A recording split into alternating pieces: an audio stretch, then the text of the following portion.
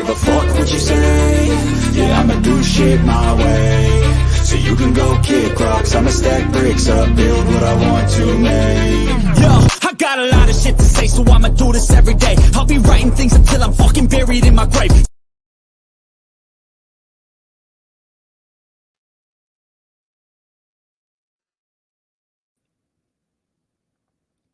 Wow. Bonnie says even the New York Times is pointing out that Kamala isn't presidential material. Yeah. Sweet Potato says, yeah, Simba was the true king, though. That's true. Simba was pretty, it's kind of a bad analogy. I mean, no disrespect to Simba. He saved the jungle, right? I mean, he saved everything. He restored order to the lands. So shout out to Simba. Yeah, what's up, Jerry? Says, dang, so now they're going after Trump for war crimes to turning Soleimani into pink. Oh, yeah, well, that's a good question. Yeah, so I see what you're saying. Yeah, remember when Trump took out the general? I do remember that. What's up, Paranormal Prodigy? So glad to have you back, my friend. Thanks for joining us today. And a bad poet says, Vivek for speaker. Let's see what he's got. That'd be interesting. I don't know. I don't know how it works behind those closed doors. What kind of disgusting corruption is necessary in order to make it all work? But it should be public. We should be able to see it. Is McCarthy contributing at CNN yet? There's a bunch of Republicans who are doing that. It's wild. They're all showing up over there. Bonnie says, I subscribe to see what the other side is up to. I think that's a good policy. I think I subscribe to the New York Times. But I do that on your behalf. I do that so you don't have to, unless you want to.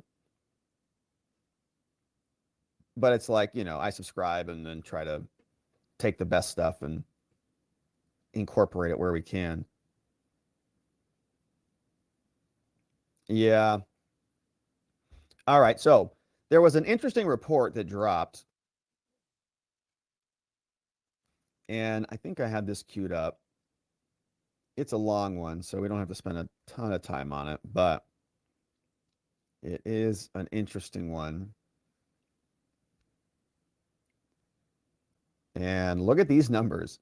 Congress releases a new report revealing that 99% of the border encounters results in the illegal immigrants being released. Are you surprised about that? Not really. Failure to remove, 99% of them, coming out from the Judiciary Committee Chairman Jim Jordan, who's in the running to be the next speaker, published this. He says, today, the Judiciary Committee Chairman Jim Jordan and another subcommittee chairman, Tom McClintock, released a staff report. We'll take a look at the PDF here that details that the Biden border crisis, how it's opened the southwest border and abandoned interior immigration enforcement. And the report specifically says that Biden's Department of Homeland Security has failed to remove more than 99% of illegal aliens through immigration court proceedings released into the country between all of the years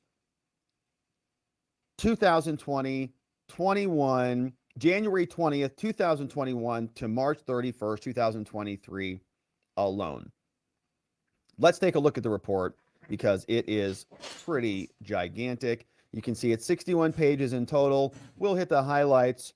The interim staff report from the Judiciary Committee and the Committee on Integrity, Security, and Enforcement, published October 9th. The executive summary is as follows. They tell us that new data and information that was obtained by the Judiciary Committee and the subcommittee revealed that the Biden administration has failed to remove, through immigration court removal proceedings, over 99% of those illegals who have been released into the country under Joe Biden. In other words, it's not even, it's just fake, right? It's not even a real thing.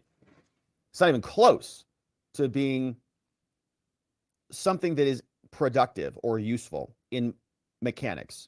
The information contradicts the assertions of the administration and the statements of Alejandro Mayorkas that the southwest border is closed and that illegal aliens are being removed from the country quickly.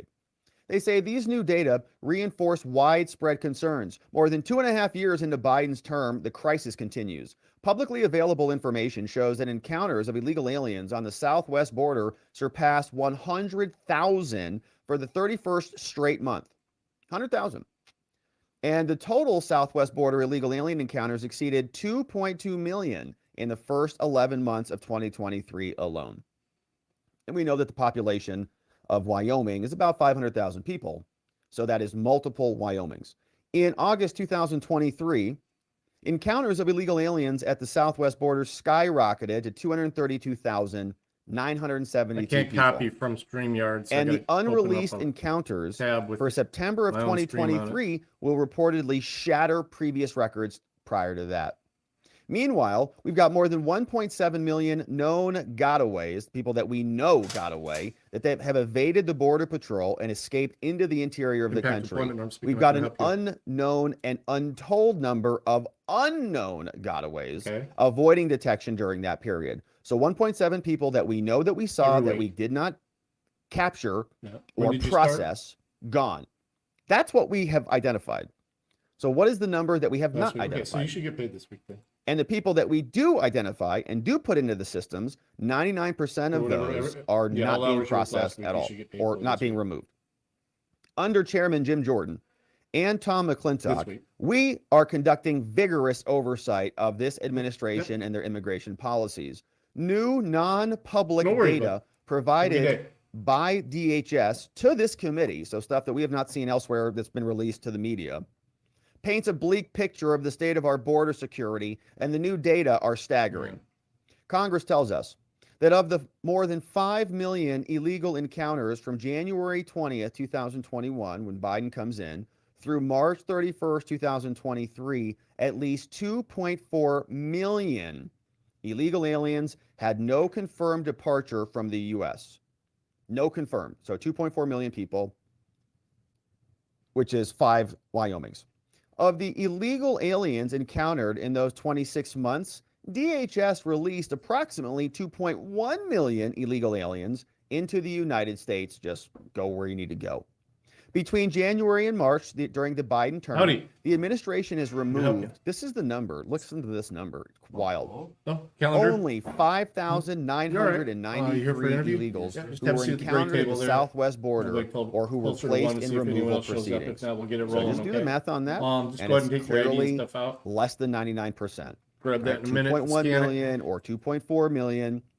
And 5,000, almost 6,000 removed. I'm in a Zoom call right now too, so if of the at least 2.1 million aliens released into the United States since January, when Biden took office, the Biden administration has failed to remove, through immigration court removal proceedings, roughly 99.7% of the illegals.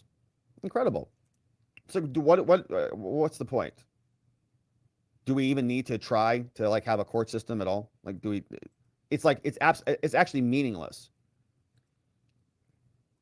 Like the fact that anybody got through is pretty incredible because that's it. 5,000 people, 6,000 people in 2.5 years. The Biden administration's total removals of illegal aliens during the same period were just 4% of the number of aliens with no confirmed departure from the U.S. as of March. And this data contradicts the liar, according to my words, not theirs, Secretary Mayorkas, and his statements that the southwest border is closed and that illegal aliens are, quote, quickly removed. Instead, with more than 99% of illegal aliens staying inside the United States, after being released by Biden, there is virtually no enforcement of our immigration laws. It's just not happening. Of the illegals who Secretary Mayorkas claims are asylum seekers and who were released into the United States, only 6% were actually screened for fear of persecution. Okay, so a bunch of people come in, oh no, we're victims, we're being persecuted. Oh, really? Do they even ask by whom and where and what's the nature of the persecution and what's your involvement in the persecution and are you really a political exile or what? Only 6% even got asked the question. They're like, oh, another asylee, huh? Come on in. You found the right words to use. Of the illegal aliens who were found to have a credible fear of persecution and whose asylum claims were adjudicated on the merits, DHS had only removed 874 of them as of March. So the Biden administration has released into the country at least an additional 205,000 people through its illegal categorical parole programs. And they say this is a parole program that began with Venezuela. And they tell us that because of the unprecedented border crisis, some immigrations and ICE officers have been forced to abandon arrests and removals, including those who have, including criminal aliens, right? They're not able to remove the criminal aliens because they've got to deal with the new people showing up at the border. Meanwhile, Biden's own policies and the so-called enforcement, quote, priorities have contributed to reduced arrests and lower removals.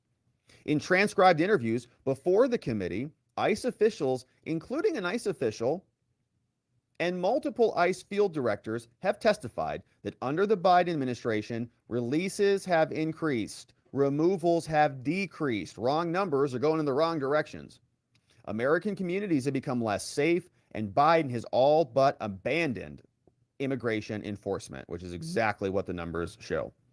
The testimony from these frontline enforcement officials vividly shows the dangerous consequences of the open border policies.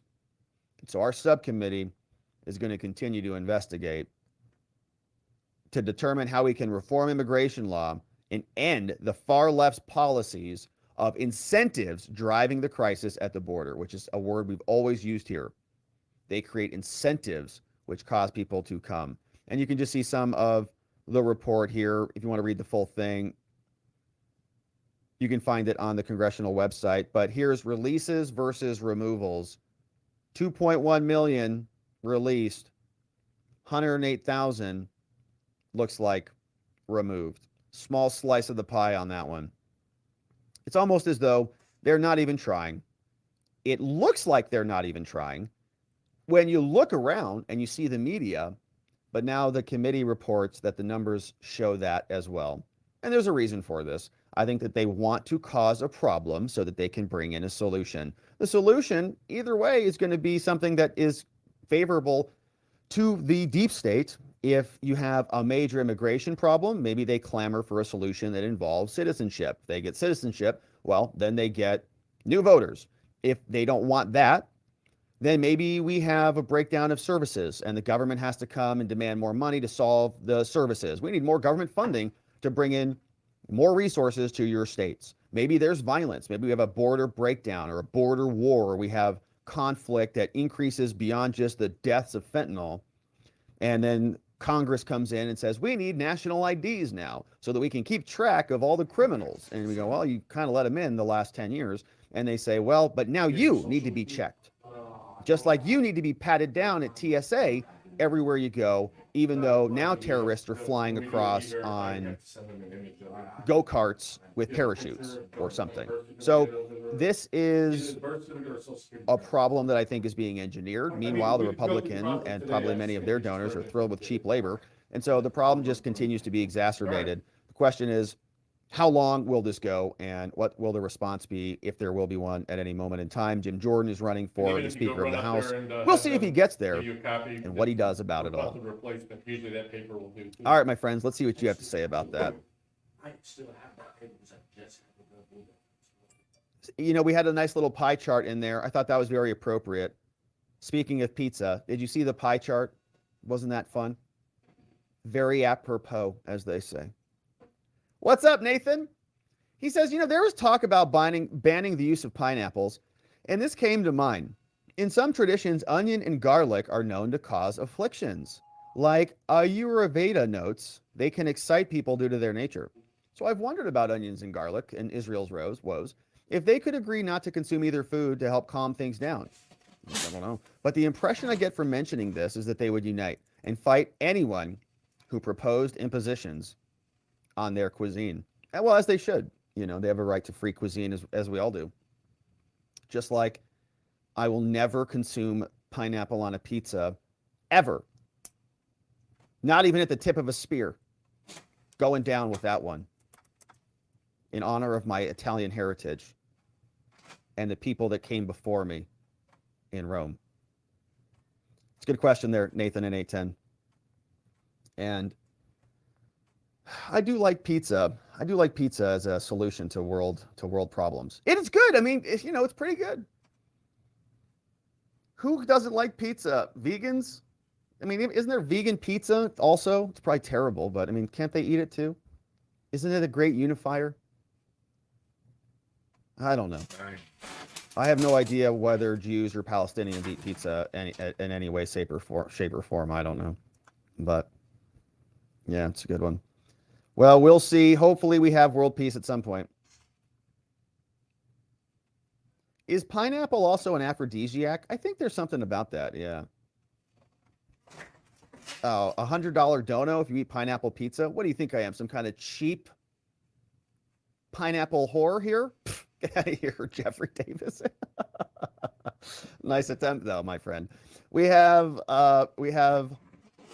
Rachel in the house. We got Nathan, NA10, 51K, Birdwatcher.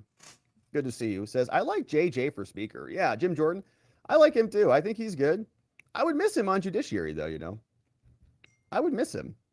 And the immigrants are being given plane tickets with no ID needed. Yeah, we covered that story. We did cover that story. I think, remember we covered the one where they're doing, there's like an app for that. There's an app for that. Do you remember the login you created? The app. You did it? Well, there are a lot of kids in cages. I can tell you now, the username, but of course I can't. All see at the border. password, so a lot of them. This opened up and load the forms. That's it. So all you'll have to do is the electronic forms. So you know, there's a phrase. Right? We'll do the paperwork. Did Winston Churchill say it something like that?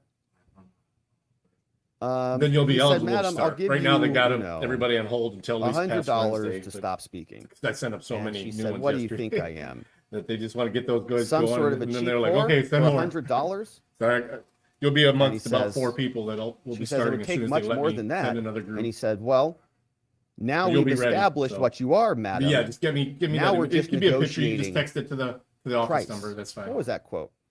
It's a Winston Churchill quote about either birth certificate or social security card. Doesn't matter. What language? Yes, this is it. Now we're just haggling over the price.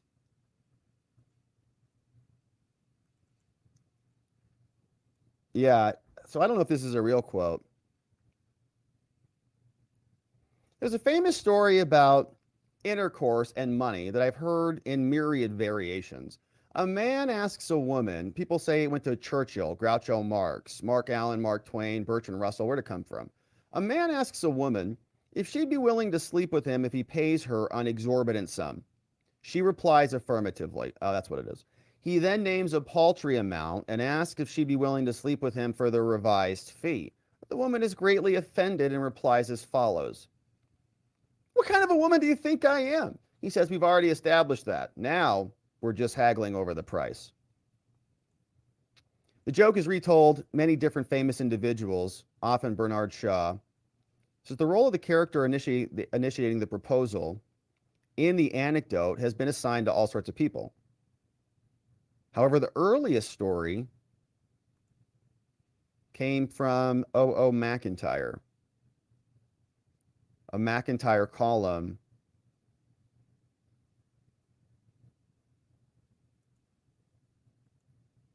Yeah, I thought it was like a Winston. So that's interesting. Maybe I'll stop referencing Winston Churchill. Yeah, the writer alluded to the joke by presenting the punchline, which he credited to Winston Churchill. So somebody else wrote about it in 1962. Says it reminds me of a Winston Churchill observation. We've already established what you are. We're simply haggling about the price. Okay, so that's my point. We're simply haggling about the price. So my point is, when you go from $100 to $500, Jeffrey Davison, you've already decided what I am. Now we're just talking about price. No amount of money, okay? Not 500, not 5 million. Never. All right. Probably not never. If you have $5 million, send me an email. We'll have a talk about that. That'll be a different discussion. All right. So we've got Deborah Myers. Bonnie says, my dad used to say, if you're selling, don't advertise. Do you have a price? No prices. No prices. No prices for pineapple on pizza. It's a sacred heritage. I can't be bought. But if you have 5 million, like, we can talk about it. But I cannot be bought for any amount of money except maybe 5 million. Karen says, Rob took the speed reader class, says spaghetti and garlic bread for Italians. Yeah, that's, in fact, I had that last night for dinner. I had that for last night. Yeah, I did. We had, who's buying the kids? Yeah, whoa, buying the kids. McCarthy's begging for his job back. I think so too. I think he really wants it back. I wonder how many illegals will be voting in 2024. Yeah, well, theoretically, the answer should be 0, but we know what happens during our elections now. 51K says, Rob, you've just endeared yourself to me more than you already were. Yeah, I know. These issues they bind people very deeply. And I appreciate that, 51K. I appreciate that. And we love our pineapple friends too. This is a very diverse and very accepting community. We welcome them with love. Except, it's like no mandates. It's like no mandates. Just, pineapple your way up and live your life however you want to live it, I guess. I don't know what to tell you. You're going to have to deal with that one when the time comes. I don't know how you're going to explain yourself, but that's for a separate conversation. McCarthy pulled that reverse Uno card. He was never really gone. He was never really gone. Yeah, McCarthy was just a little sneaky. Yeah, Snowbird says, me too. Spaghetti and garlic bread last night. Ooh, man, look at that. Look at that sauce. Ooh, look at that sauce. Ooh, that looks good. Whatever that is. What are those things in there? Is that, what would you call that? That leaf. Okay. What is that I'll one? click on where it says eDocuments. Mama Govea could advertise if we And then the donate green enough. button She'd there, it get says Rob to Employee eat Start pineapple Wizard. pizza. My mom's basically the only one who can get me to do stuff that I really don't want to do. Start going She's through very some good at rules, tax forms, some good. Even when I stuff tell like my that. mom Good no, rules, you she's just need like, to check the box on the top and bottom there. all right, I'm gonna give we'll you see a you written tomorrow. copy of all these too. All right. Love you, Mama. See you tomorrow. Bay leaf. Bay leaf. That's the one. Drop one, Jared. No. Yes, I thought I recognized it, but it was at the tip of my tongue. I'm not very good with that stuff, so. I was trying to go through the other things that I did know. I was like, okay, it's not rosemary. I know that one. All right, my friend. So we'll leave it there. Yeah, Michael Stetson. What's up, Michael Stetson? We got Andrew Richardson, Michael K. Tiger Shark is in the house. Says you haven't lived. We'll leave that one. That mom look, it works every moms. I know moms. You can't do it's like a superpower. Moms, it's like a Jedi mind trick. They're just like all right, fine, I'll do it. More than 6, they'll retest you after a week of work. Okay, and then if you don't get 6 of 9. But like I said, if you can't find it in there, ask. I'm going to tell you what it is, but I'm going to make sure I explain. Okay. Questions at all while you're going through that, please ask. What happened to Russell? Yeah.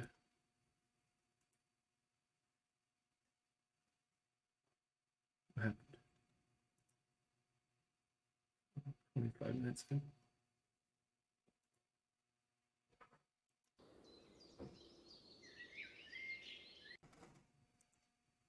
What's going on here?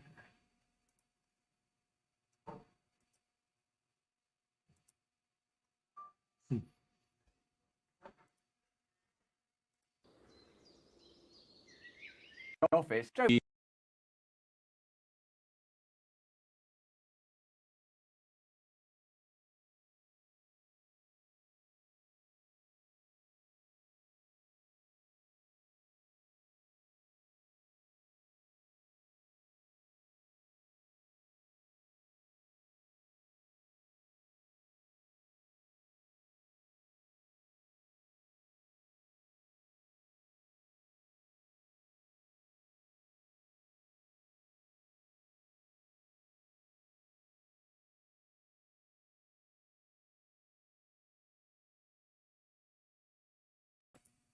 Sorry. Yeah. Yeah, so yeah, Midwest, I did steal it, but I'm gonna be doing it. It does bring a lot of people, makes people in chat very active, which is kind of cool for the logarithm. But also, this Friday, I'm going to be resetting all the points, and then whoever has the most points at the end of the year is going to win a Voodoo Piggy, number 15 Voodoo Piggy.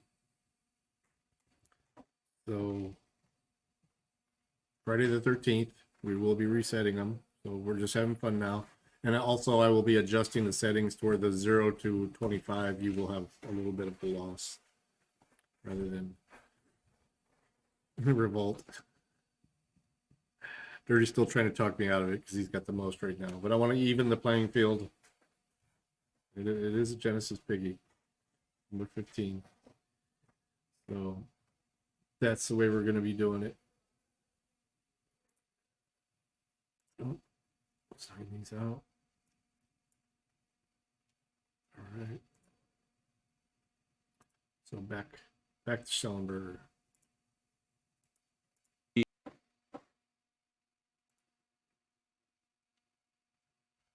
The Exorcist Believer and the terrible, horrible, no good, very bad line. But I thought it was pretty.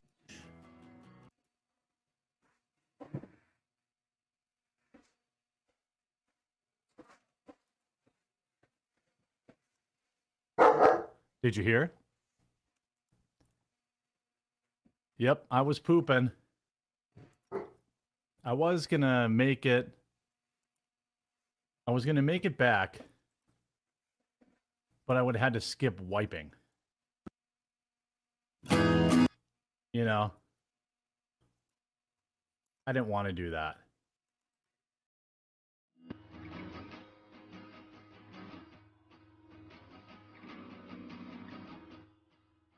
Sorry, Josh. Didn't notice you on Rumble. I don't see the Rumble chat very often. How's everyone's day going? Thank you.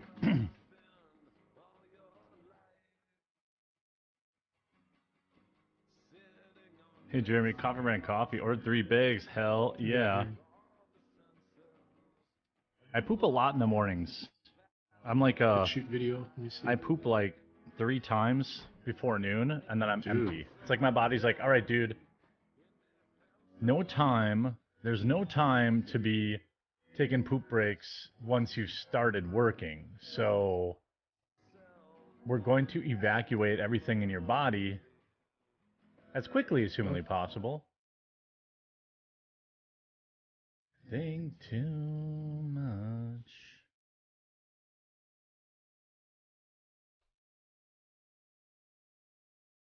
You got 2 bags on the way. Shout out. No, everyone's here. We've got a full docket today. Shout out to everyone being here on this wonderful, wonderful Tuesday. I've got darts tonight. Packers sucked balls last night. It's okay. Not letting a sports ball dictate my emotions. I'll save that for darts.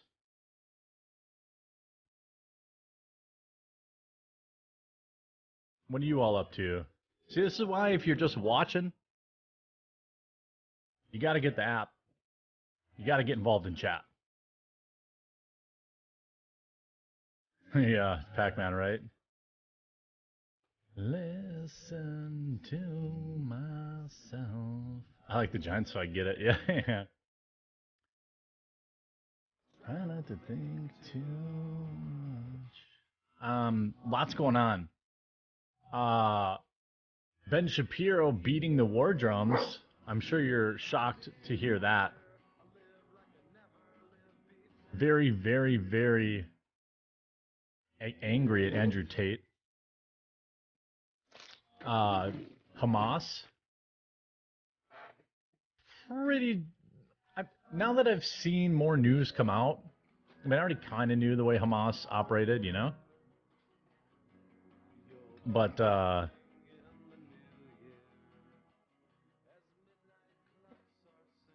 think, seeing beheaded babies is a thing.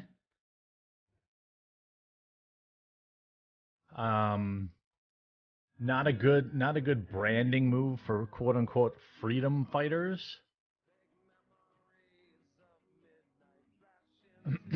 You know, kind of hard to take anyone seriously when they keep telling me that Hamas are freedom fighters when they're beheading infant children. But I've got no solution. Exactly. And burn them alive, yeah.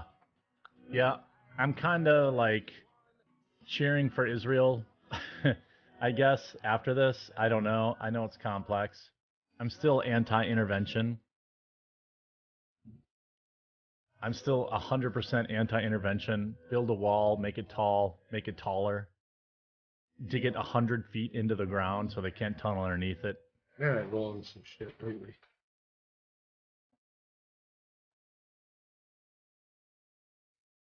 Tape Bros blocked and censored any comment anti-Hamas on their last cast.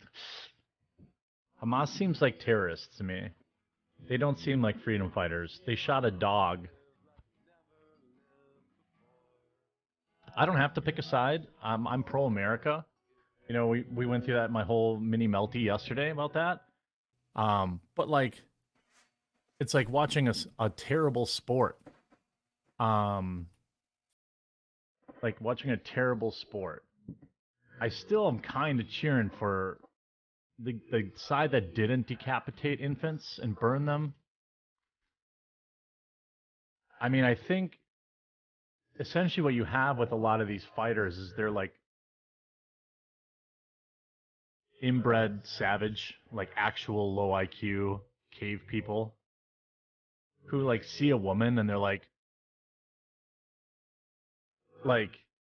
I see like these dudes flying in with Adidas pants and like just raping everybody because they're just like they're at that level intellectually. Like they just literally can't rape women. Can't not rape them. Once they shot the dog, yeah, that's what I'm like. And it's on video too, which of course I saw, you know. They're like Stone Age people, which makes them difficult to fight because they don't act like, you know, normal people would.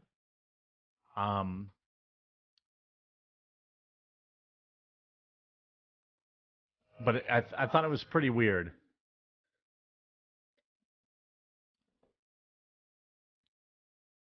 Yeah, both sides suck. I'm down with that.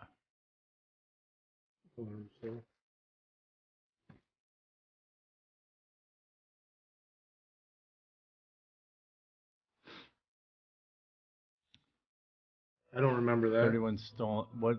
Where's Biden? Has Biden? No, Biden issued a kind of a statement, but I can't believe he hasn't. That's a valid point. Like I can't believe he hasn't done like a. Has he done like a address the people kind of thing? Let him cook. He's good at destruction. Yeah. Oh shit! Sorry, I didn't see that you did a heist. Well, I think that the problem with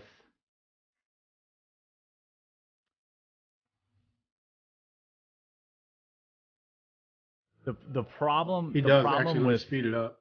This is the problem that all terrorists make people have to choose. Too slow. And I think that there's only terrible decisions. Like there's only terrible decisions. I mean, like Hamas puts their headquarters underneath in hospitals and put their weapons in civilians' homes. That's how they survive. They're like cockroaches. There's no honor. Like they're gonna make you blow up a hospital to get, you know, this, that, or the other thing. They're gonna make you kill civilians. They're gonna make you kill 10 civilians to kill 3 of them. They are extremely smart in that they understand that they have a huge advantage in that, like, emotionally, I don't think that they really give a shit and they don't care about anybody but themselves. And I think the only thing you really can do is you give people a reasonable. If you really want to eradicate them, as Ben Shapiro wants to do, The only thing you can do is give people a reasonable chance to get out and just level it. I mean, is there any other viable solution? You know? Like, I don't know. I'm not sure that there's I'm not sure that you really can. Otherwise, the problem lasts forever. So, I'm not saying I support it. I'm saying it's the only option. It's the only real option. I saw a lot of the. Yeah, I mean, it's messed up. It like makes you have to do something terrible to defeat them. I don't know how you would classify that. It's demonic, but because it makes you the villain. To defeat terror, you must become the villain. That's why it's so effective at you know. I'm non-interventional. If you're Israel, I don't want America doing. Israel does not need our help. So many people on Twitter parroting this, like, Israel's a great ally of the United States. How? Name one ally on the planet that does anything for the United States. True. The United States gets invaded. We're on our own. You think Israel's going to boat over 500,000 troops? Did Israel put boots on the ground in Ukraine? I keep hearing this. There's such a great. It's like an NPC thing. Israel's a great ally of the United States. We must defend them. Beep boop boop beep boop. How? Military intelligence. How? We get military intelligence from the people that didn't know. 5 Habibs were going to take PPGs. They're so intelligent that they didn't know that a terrorist group in their own backyard was going to paraglide and murder 200 civilians. People keep saying intelligence. What intelligence? They can't even manage Hamas. Most bullies have no real allies. That's probably true. You know, like, America does not have allies. I agree with that.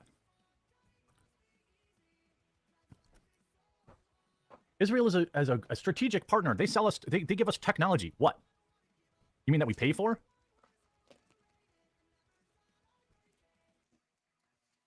You know, pretty sure they knew it was coming. Iron Dome didn't take care of the gliders. I don't know. I mean, I keep getting told that they give us intelligence. Well, sorry, but you can't even manage your own backyard. We find out within minutes after the attack that, oh, well, Iran was involved too. Where were you on that, Israel? You didn't know that Iran was working with Hamas?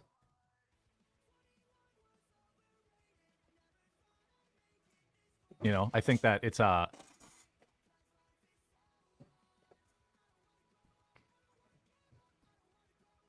use your money, Jeremy, and send yourself. What are you talking about? I'm against it. I don't want the United States getting involved at all. I don't want a single U.S. troop. One thing I want to talk about that I do support is like extracting U.S. hostages. Like, I'm totally fine with that.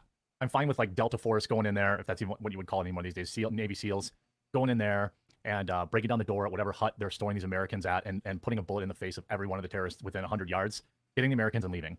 I 100% support that. Pretty sure most people do. You know, send in Chuck Norris, Steven Seagal, Jean-Claude Van Damme, Keanu Reeves. Done. Hostages are the bait to get us more involved. I 100% agree with that. That's why I'm saying, like, there's this, like, I talked about that on Twitter. Like, everyone keeps saying, but Americans, they killed Americans. Yes, I don't mean to sound, like, super cold about it. I know this is, like, fucked to say, pardon my French, but that can't be the standard to get involved in wars. Because every, Towley from all around the world will just find some stupid idiot American vacationer who thinks, oh, it would be totally neat to go to Egypt. I'm a woman and it sounds fun. And let's go on a bike ride in Syria because I'm an Instagram influencer and it's beautiful, misunderstood people. Oh, Dylan? And then, like, they can just get everyone involved. Just calling they up can the just pay. keep sucking us into wars on every single country, I said Dylan. We should be invading Chicago then. Okay, well, I apologize. Yep, bye. What's the point in going and getting Americans? Why don't we just leave them behind? Yeah. I mean, like, I think you go in and get them. You say, we don't negotiate with you. And we're just going to, What number did I do? Oh, I did that wrong. Do you see the guy that made a TikTok video and said he isn't over? Who said this isn't over and threatened Americans and said it's coming here? Of course it is. It's already here. Like, of course, it's already here. You don't think there's 2,000 Hamas sleeper cell people that walked over the southern border in the last 2 years?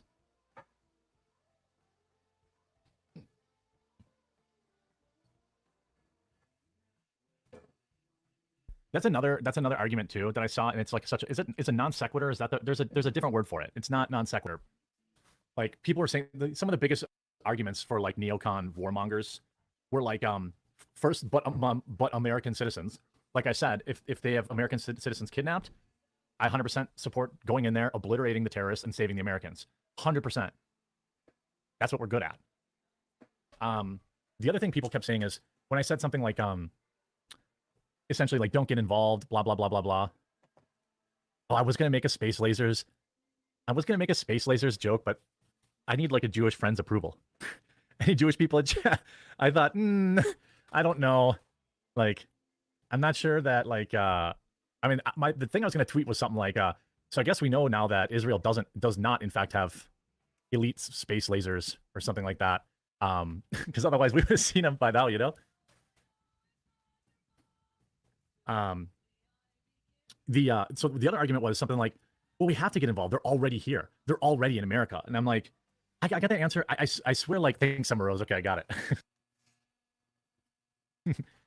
The other thing a lot of people kept saying was, well, we've got to get involved now because they're already here in America. It's like, how does getting involved in the war between Israel and Palestine or Hamas get rid of the terrorists that are already in our country? They're not related. Like, they're not related in any way, shape, or form. If you're asking me if I support figuring out where these terror cells are in the United States, yes, I support that. But I would also tell you, and here's a big black pill, because I've seen this line one too many times. I'm sure intelligence knows exactly where they are, and after they do commit a horrible crime against Americans on American soil, we'll read the headlines. What are the headlines going to say? Anybody want to take a guess? What is the famous line we're going to see after one of these people commit a terrorist attack in the United States? First one to get it gets 10 internet points.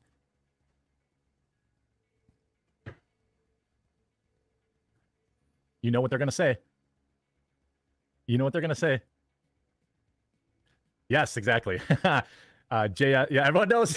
No, it's JSWOZZY. Yeah, they were known to the FBI every time. Suspects were known to the FBI. So they were a lone wolf. Suspects known, or they were on their radar. Yeah, yeah, every freaking time. You know it. FBI was distracted surveilling American citizens known as mega terrorists. The FBI knew about these Palestinian or Hamas members in the country, but they didn't have enough money to stop it. They didn't have enough money to stop it. So give today, taxpayers. If you give the FBI more money and power, then they can stop it. You know what I want to see the FBI do? Body cam footage of like storming some little house full of these people and ventilating all of them and put it up on the internet. And then do it again the next day. And then find another group and do it again. And then keep doing it every single day so they're afraid to come to this country. Summary executions. Fine with it. I'm 100% fine with it. Upload it to the internet. That's what they do. Find every one of them. Don't wait for them to blow up some, Taylor Swift concert. Walk in the door. Put them on their knees and execute them all and upload it to the internet on Minecraft.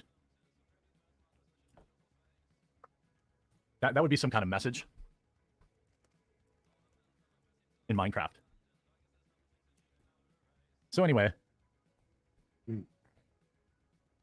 by the way, do we ever figure out what happened? Do we ever figure out what happened in Las Vegas? I missed that.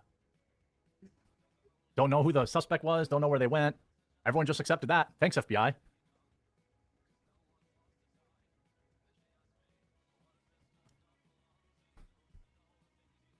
Yeah. Soak the bullets in pork.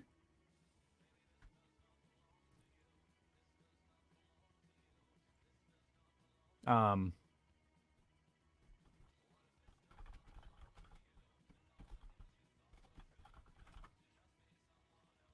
mean, there's that line in that cheesy movie with Nick Cage where he's like selling weapons or whatever. And like, I don't know why we went shilling for Israel. What are you fucking talking about? I assume you're new here. I'm talking about on American soil, American threats. I've already said a bazillion times that Israel can handle this on their own. And I don't want any intervention. You know what I mean? I've been very clear.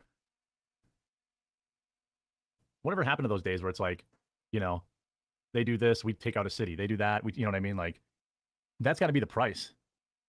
Anyway, let's get on with the show. Ben Shapiro pounding the drums of war. Pounding the drums of war. Oh yeah, maybe I guess I assume that you're like an everyday viewer.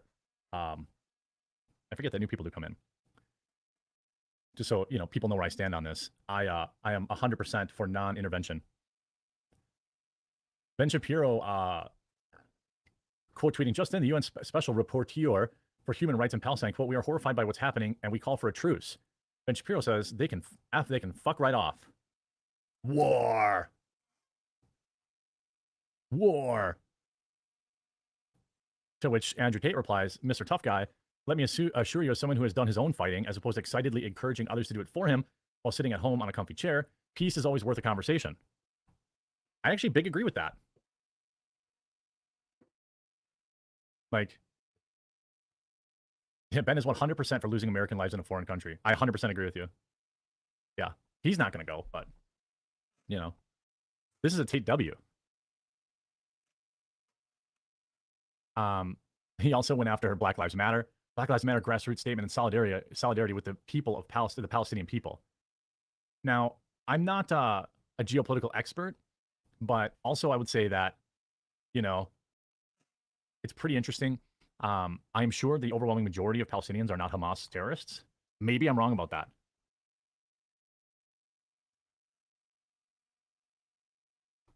You know? Trier says, America first has shown what hypocrites they are.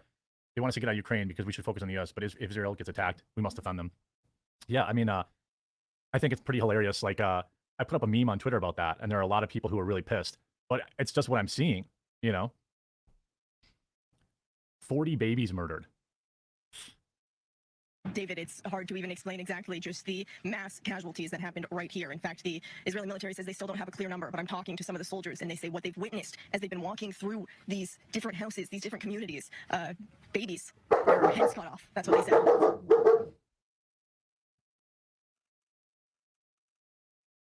Gunned down, families completely gunned down in their beds. You can see some of these soldiers right now comforting each other. Many of them reserves who jumped into action, leaving their own families behind as well, not knowing the sheer horror that they were about to come to. They say they've never experienced anything like this. This is nothing that anyone could have even imagined when you're walking through here. Baby cribs thrown to the side. Doors thrown wide open. Still some Israeli bodies still here because the fighting in this community just ended just recently. So many of these... Probably, you know, if there's ever been a case for the Second Amendment, and you've seen it in Israel now, pretty sure that from what I'm seeing from these like Hamas attacks is that these people are not that well trained, and they're using American AR-15s, it looks like. But you know, if every one of these houses had an AR-15 behind the door, how many of these people would have actually been killed? Just saying. You know, every one of these people could have defended their own homes, but they disarmed the country.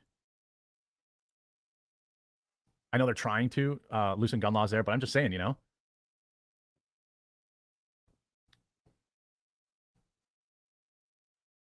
Oh yeah, military don't use AR-15. True. The military service is mandatory, yeah, but if you look at gun ownership, look at that. Gun control in Israel is relatively strict, and firearm licenses are generally only granted to those who show a need for extra security in their line of work or daily life. People there aren't allowed to own guns. Just saying, you know, probably would help. That's why the Second Amendment's so important. I know it's like, people will say, like, well, it's America. People aren't going to invade here. Who knows? Who knows? Madam Monroe. Who knows? Bearhound, welcome. Could have had probably, you know, Polito, our Dearborn office may have some. Afghanistan. Yeah, that's what people have said. I don't know if that's been totally confirmed yet. You know, I mean, I think you see Ben Shapiro cranking it up a notch. Fire 2 blasts. That's right. I know the forklift is actually right across from the casino. Wait, that's not very good. I need auto tune. I don't have auto tune. But it's like it's an electroprime there. I don't have that. Fire 2 blasts. Starts 17, I think.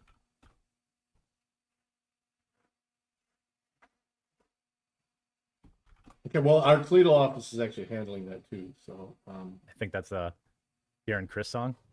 I have 2 shotguns. yep. My Yep, home. just, I would call either the They're the locked main in the street safe. or, There's a metal Glendale, gun either case. one will We live in an area get you signed. that's wooded, somewhat secluded. Good dancing in And the I chat. said, Jill, if there's ever a problem, problem. Have a good just day. walk out on the balcony and fire 2 blasts outside the house. Buy shotgun. Buy shotgun. You don't need a machine gun. You don't need 30 rounds. Buy shotgun. Buy a double barrel shotgun. You don't need a flamethrower, and you don't need a tank. You don't need an AR-15 to scare those thugs away. No, and I don't need a grenade Well, how'd that work out? How'd that work out? launcher. I don't need an F-15. There's just one thing I need to do, and they'll stay away from me. Fire 2 blasts.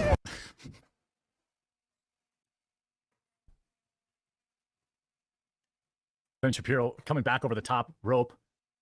Let me assure you, as someone who has not pimped women and bragged about it, so you have pimped women, that morality requires that those who rape women and kidnap children must be eradicated, not negotiated with.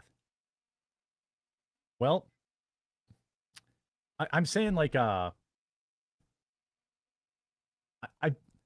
don't know, either Israel lives with it forever or whatever, you know, or they have to go and, you know,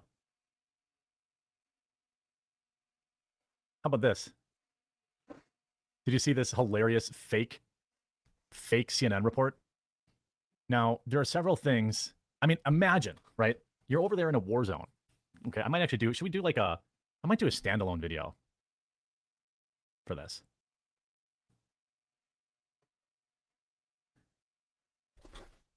You know what news, mainstream media likes more than anything? War. It's extremely good for them. Ever since the 24-hour news cycle became a thing, they have to find a way to keep everyone glued to the screens at all times, at all moments. Now, we saw this during the coup era, where CNN and other news outlets can set 'em up literally with had appointment. live I could set 'em up with an counters on their appointment. screen for a number of people that were lost Yep. to it. Okay, That's fine. if we go back, if we look back in 20 years, I'm not sure that there will have been a lower moment in the media than that. You have this idea that we have to, stay in your homes, keep CNN on, watch the death counter tick up one body at a time. I remember seeing that and even having my own type of like visceral reaction to it. And I would like walk out on the streets expecting bodies to be stacked up like cordwood. That kind of coverage is what led to people wearing a mask while they're alone in their car still. It has genuinely ruined people. And we all know that mainstream media has set up a lot of fake events. I believe there were several people who famously, I can't remember who it was, and I don't want to name the wrong person, but there was once a famous reporter who was completely disgraced because they made up a story about they were in a war zone and they were dodging bullets and they were doing parkour to dodge the onslaught. Turned out that was fake. Many people have Impact employment, in the I'm media speaking. doing that kind of stuff. Well, now we have CNN. Yes. Imagine if you're Clarissa Ward. Oh yeah, Brian Williams was the guy that did that. I mean, look Who it is up. this? It's one of the most hilarious lies. Okay, well, it's one of the most hilarious lies. All right. That he. I mean, this it's is not a all guy right. on It's, news that why ruined his can't entire you stay at career over work the this. whole night? Remember this, like Choppergate. During January 30th and during the January 30th, 2015 NBC Nightly News broadcast, All right. Well, Brian they're referred to a terrible moment they're a looking dozen for years people back that are going to be during the able to work invasion of at Iraq. least 4 In a days a helicopter, week, and they were we're traveling not and gonna was be able to forced do down that. after being hit It's- by an you're probably RPG. going to Williams later said request that that he was everybody not in the sign helicopter that. that was hit by an It's RPG, just- but the helicopter directly behind They it. obviously have The pilots tons of Williams' people helicopter say their chopper was waiting to not get directly started. behind the hit Chinook either. It's always, But I'm in a not different going to miss a company day. I altogether. promise So he this lied, during he orientation, doubled down, and got then- called out by the pilot of his helicopter. I mean, Oh, so no, many I'm not- it's- hilarious generally like, it's not. lies I of mean, Brian it's- Williams. Especially Berlin when you Wall, just for started. example. You know, In I 2008, just, Florida I'm wanted telling the you what presidential library. Williams said he was, quote, at the Brandenburg Gate the night the Berlin Wall came down. As CNN reports, the night the wall came down is widely recognized as November 9th, 1989, an NBC News source in a position I'm to talking know about what the confirmed client is. that Brian had arrived, in fact, the day after. People that are going to be there at least 4 days a Geraldo week. famously getting kicked out of the his military. Well, I mean, you do what you he's got to do, embedded and journalist, I right? understand it. And if you Now don't, we have you know, if this. you're- CNN's Clarissa Ward takes cover Tell them what you- in a ditch you know, amid a massive whatever's going barrage on, of you do what you rockets have to do. near That's- the that's- Israel-Gaza I'm just border. Now, telling you if you know pressures anything at that all I about need combat, as far as you can just setting look people. at this screenshot All and know right. it's fake. I'll give you a second to know. I'll give you a Hello? second to like first one to comment how Hi. you can look at this person who is a combat trained and embedded Okay. journalist in a combat zone. I'll give you a hint. They're missing something that everybody Yeah, I mean, generally would know that's what would adults be, they'd do. be wearing You know, they take in this care of particular things case. when they're not at work. I mean, It's as you know, far as personal issues go. the idea Okay. that she is under heavy fire and Yep. she happens to not be wearing a Hi, helmet, ladies. which can I help literally you? everybody knows. She's not covering her head, but she's recording herself on a like you keep your lid on. Anybody in a combat zone, that's like day one They are. stuff. They That's got table stats. the Table start stakes, no date eye on hold pro, right now because no I just head, sent you know, a no ton of lid. people on Monday. Got her makeup done. But I can get you through the process. She's just and laying on the get you road, not in ready a ditch. for once There's they- so much they already. You wanna can see bring- Wall Street what Silver. shift This were you reminds me of one of those thinking hurricane videos where the guy is leaning into the wind. Then two guys casually walk by, making it obvious the weather guy is faking it. At the end of the CNN video, there are some guys just casually walking by. Makes you wonder how staged these scenes are for the drama. Probably the best for a Spanish speaker. We have most You of the gotta Spanish be speakers kidding work me. on first shift. So. These people should be laughed out of society. There is Yeah, well, absolutely greatest no thing. doubt I in my mean, mind that like I this is said, fake. that's generally where they've been asking None. for people. None. I can Okay. I can have her go through the process. If you were tomorrow. actually I'm doing in payroll danger, right now. you wouldn't be like cutting for everybody live. that worked last week. You'd be like, yo, I'm not picking up the phone right now. I 1 guarantee PM you, tomorrow. the reason, just so everyone's clear, she's not wearing a helmet is so her hair looks good. And so you can see her face properly. My second favorite is when these journalists wear helmets and they're like 4 sizes too big. It'll be up to But them. everybody knows. I think they You weren't could go they get a weren't helmet happy that with fits you. attendance Okay? there. Before so. CNN sends you there, they can equip you with stuff that fits, like PPE stuff that actually fits.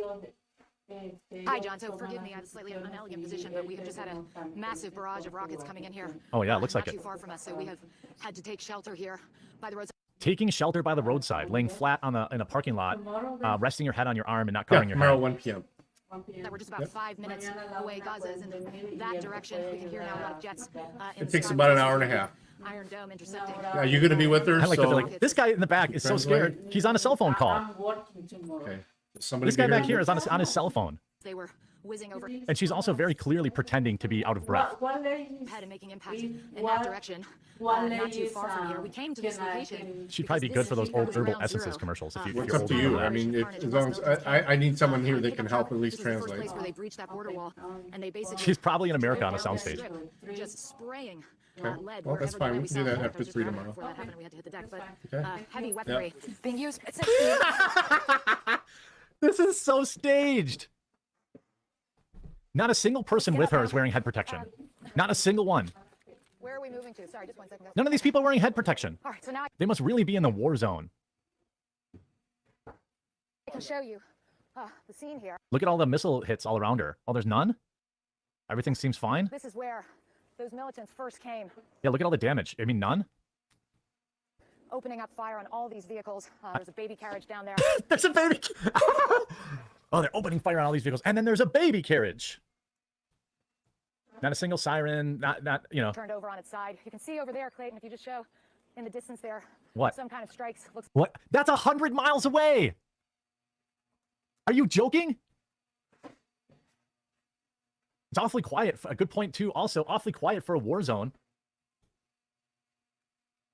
What? Just over there. There's some smoke on the horizon. That could have been us. like in Gaza as well. Oh, powerful zoom. Return fire. Or is that the smoke from the rocket launches? Forgive me. It's a little difficult after being crouched in a ditch to know exactly what's been going on. I guess they are a little bit like they are like below the road a little bit.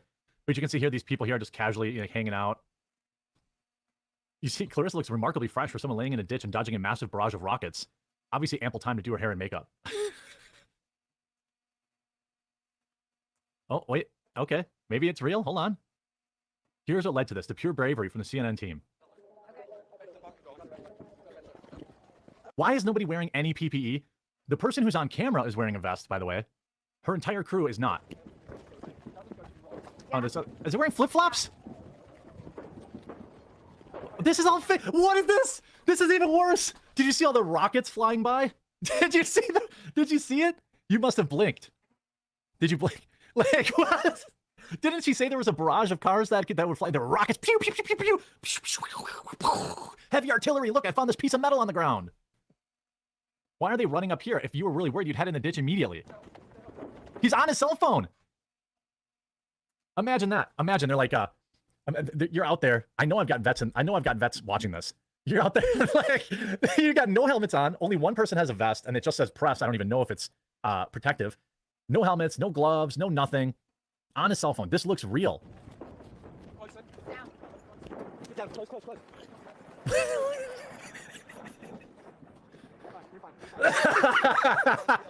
You're okay. You're all right. You're all right. No, she's like faking reactions. That's the iron dome. Okay, that's the iron dome. It's nowhere near them. There's the what the. Oh my God! What an embarrassment. You gotta be kidding me. This, like, the actual, I mean, oh God, I mean, praise baby Jesus that they survived. All right, sorry guys. Fucking Praise baby Jesus. Work The Truthful Cynic says, politics Dear Jamie, did you ever going get a on response from any big YouTubers about helping them start Rumble channels since your video offering to help them last week? Nope. Not a single one.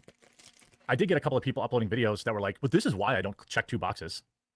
I should say Optimus reached out. He's a pretty big YouTuber about getting his Rumble stuff going. I helped him out.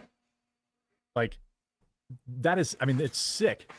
Great acting. Love how it went from deep breathing, which one would assume implies action in close surrounding, only then to get up to a ghost town wide around. I mean, are you joking with this? This woman's life was never in danger, even a little bit. Not even a little bit. What about the barrage of rockets? Where's the barrage of rockets that hit them? Anyway, just so you know, I'm really happy to have a sponsor for this stream. It's cbdistillery.com. By the way, I've actually started taking it, and I feel like it's helping me with my anxiety. I hadn't said that before because I hadn't started taking it long enough, but it definitely seems like it's helping me. I take it daily now. But here's, I was searching really to understand. I wanted to get off my SSRIs for my anxiety. CBD did come up as an actual option for me. Some of the benefits of CBD is 90% of customers report better sleep with CBD. 81% of people say it helps with stress and anxiety. 80% report less pain after physical activity. You can enjoy focus, better concentration. CBD Distillery has a full range of carefully formulated CBD and other plant-based solutions, packed with whole body healing plant compounds and vital nutrients. 100% clean ingredients. Dr. Kevin Frey of the Mayo Clinic trained internist also supports it. Over 2 million satisfied customers. If you're frustrated with a health concern that's not getting better, CBD is something worth giving a try. Let me get you on the right path with a 20% discount. Visit cbdistillery.com, enter my code TheQuartering for your discount.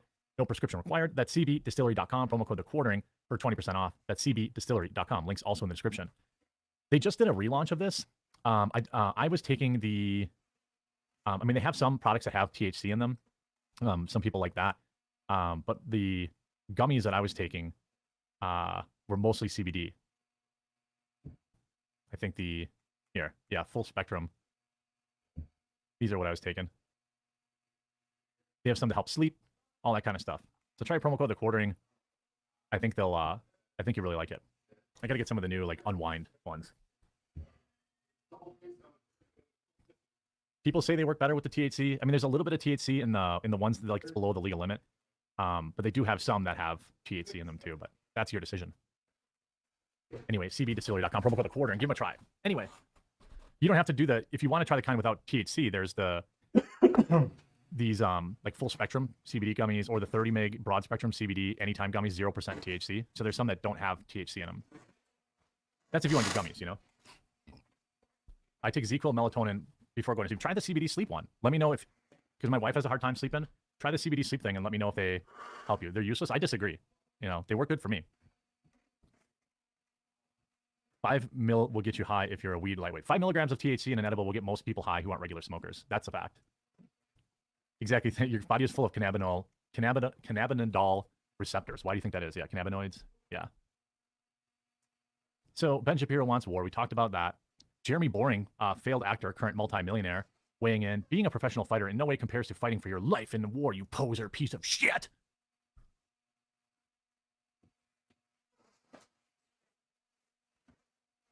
I mean, I wonder why the Daily Wire is so interested in so interested in he really likes war. Lol, not a cat. My bag of spiked jack-o'-lantern just arrived. The flavoring is legit, but a bit too bitter and acidic for my taste. What other flavors would you recommend? Well, if you I mean, they're all going to be a medium roast. I mean, our top 2 selling flavors are strawberries and cream, which is now available in K-Cup today, by the way, and blackberry. I would try one of those 2.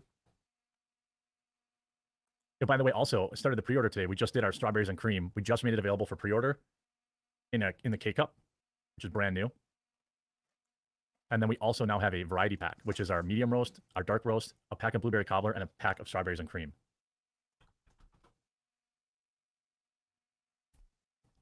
Promo code.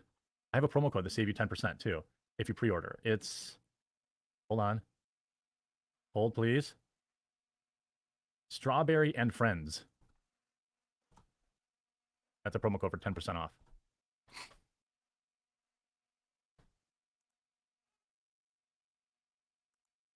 Interesting conversation. A little switch to some entertainment news here.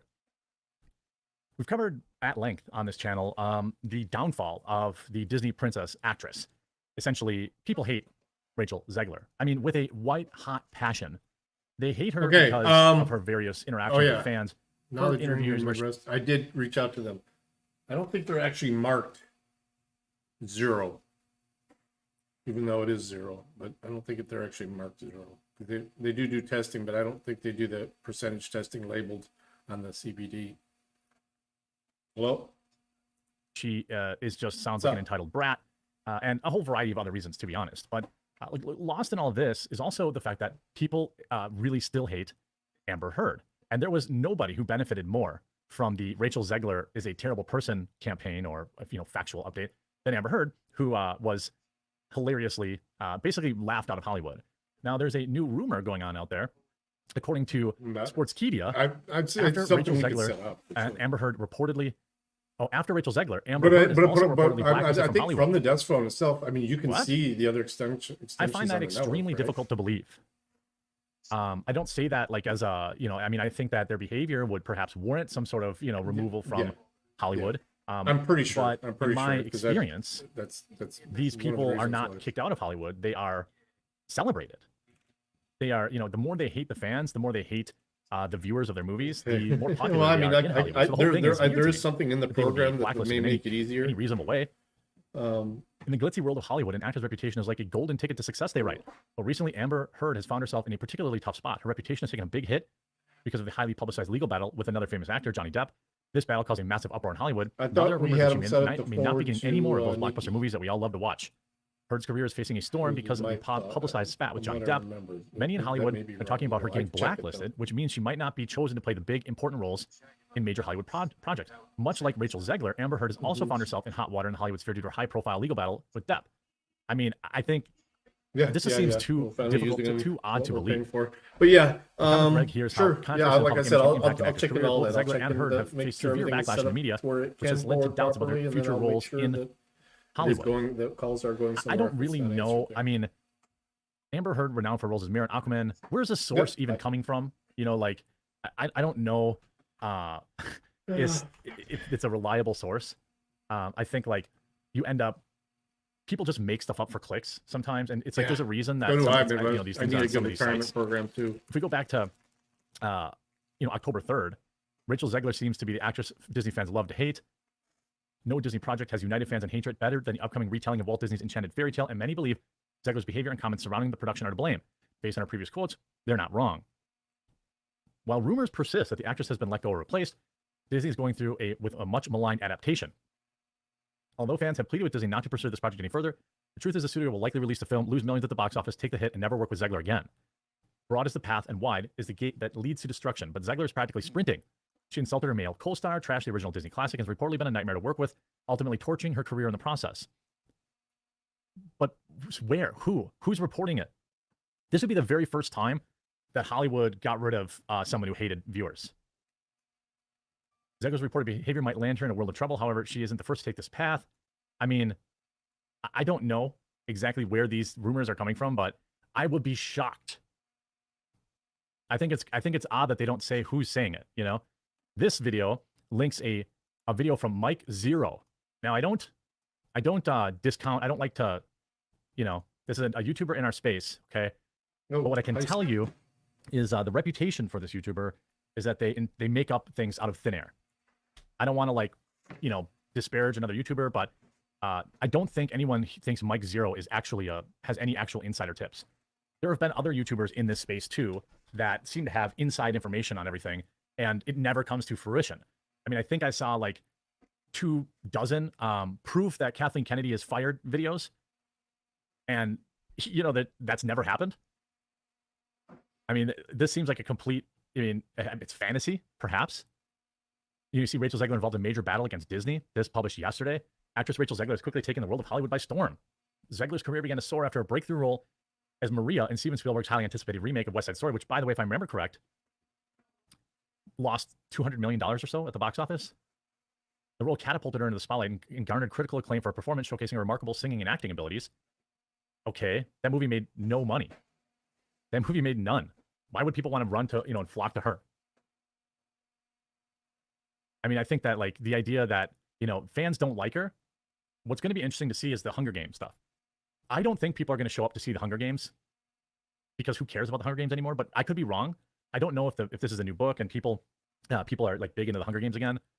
But you see, Zegler will star in the Hunger Games before her Snow White release. I think that it'll be interesting to see if, how this all works out. Now, her battle against Disney, way down in the article, they finally say, it's interesting to see the two stars working together in the midst of the backlash. It'll be intriguing to see what numbers the Hunger Game prequel draws at the box office. I suspect not a lot. Dinklage and Zegler's film will be released during a popular time of the year, and it's worth noting that the movie will battle head-to-head against two of Disney's most hopeful films. The film will be released just a week after The Marvels and a few days before Disney's Wish. Never even heard of that other movie. Disney's hoping for a big November at the box office with these two films. I don't think that that's going to happen. People don't like Rachel Zegler. I mean, that's just a fact. I don't think that they're going to flock to the movie theater to support her. There are people out there like Chris Pratt, where people just like Chris Pratt, and so they'll, whatever movie he's in, people will go see. But I don't think that Rachel Zegler has that kind of pull. I don't think that Amber Heard has that kind of pull. So if they truly are blacklisted, it would be very Amber Heard to say, because she basically said I quit acting, but that could also be, you can't fire me, I quit. That could be. I assume that Zegler is destined for, an OnlyFans career at some point. I don't really understand. They had no problem firing Gina Carano, but she liked the fans. She liked interacting with the fans. Rachel Zegler hates them. She hates the history of Disney. She hates everything about it. So I'm not exactly sure I see her being blacklisted, but it would be great.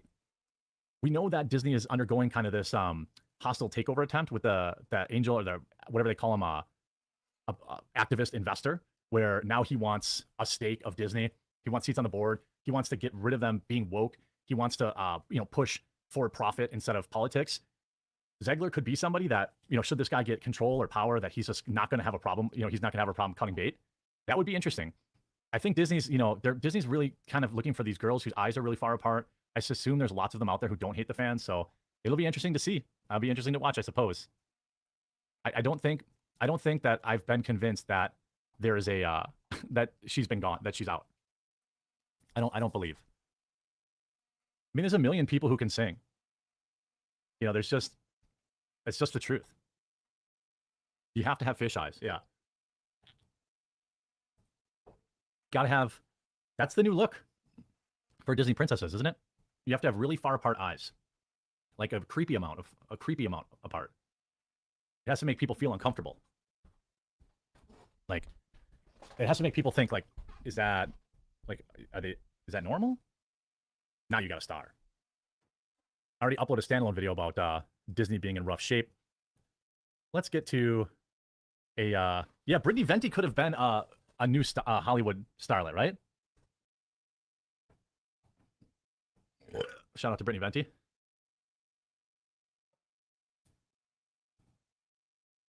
I know everyone, outside of, after Hollywood stars, everyone, the opinion we need the most on complex geopolitical issues and complex political issues and things of that nature, we need to know from the people that get piped down for a living.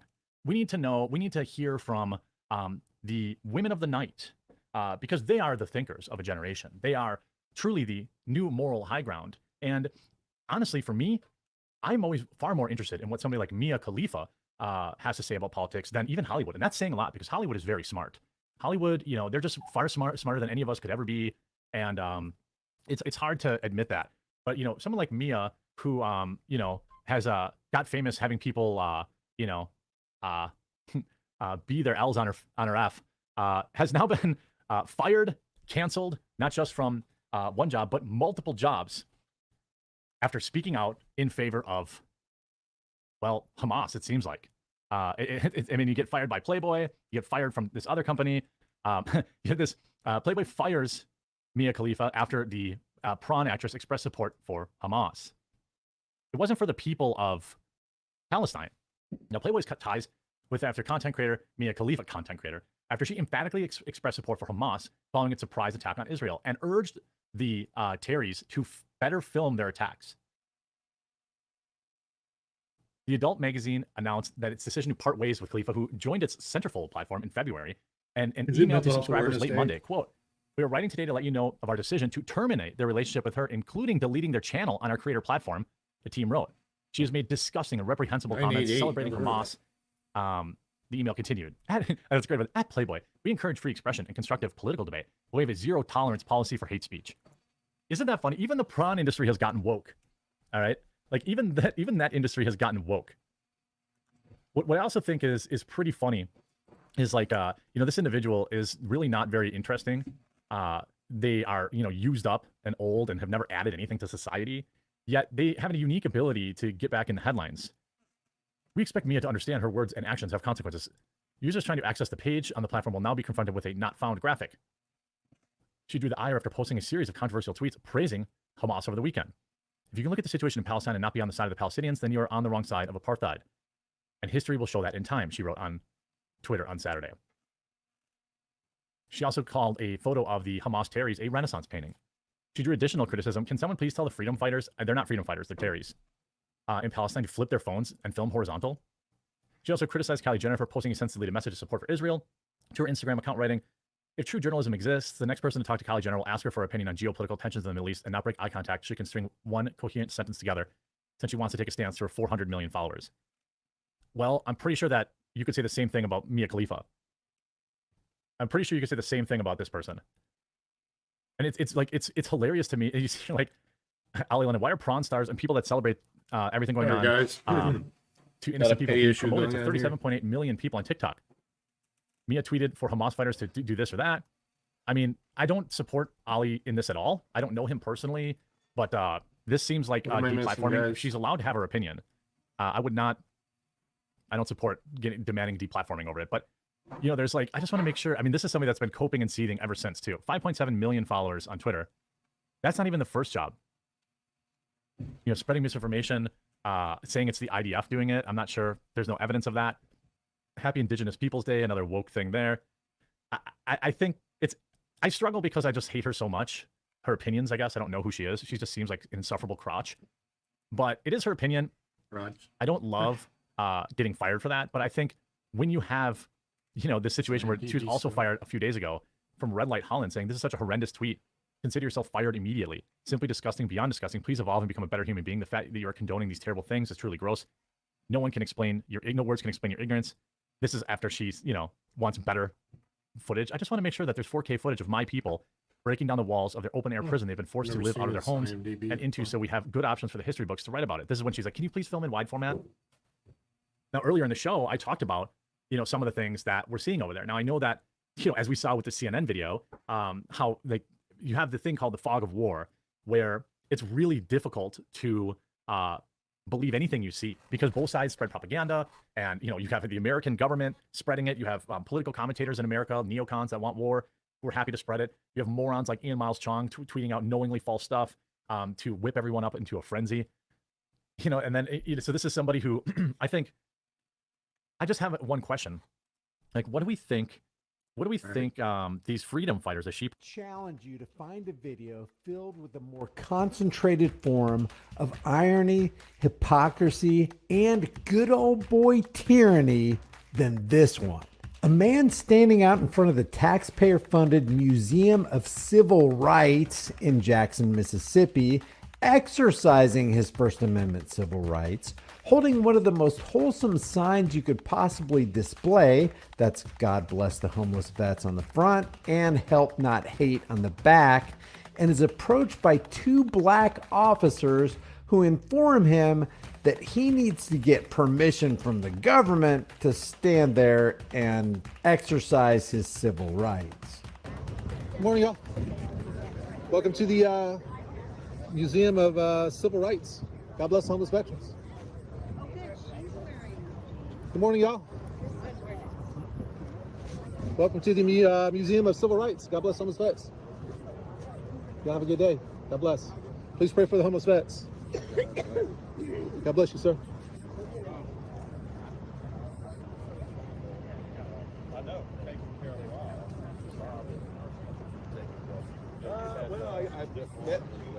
Good morning, kids. God bless homeless veterans. Welcome to the Museum of Civil Rights.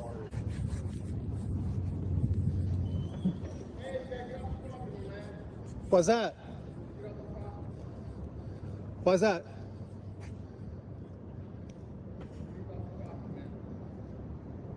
Is it public property? It's public property, right?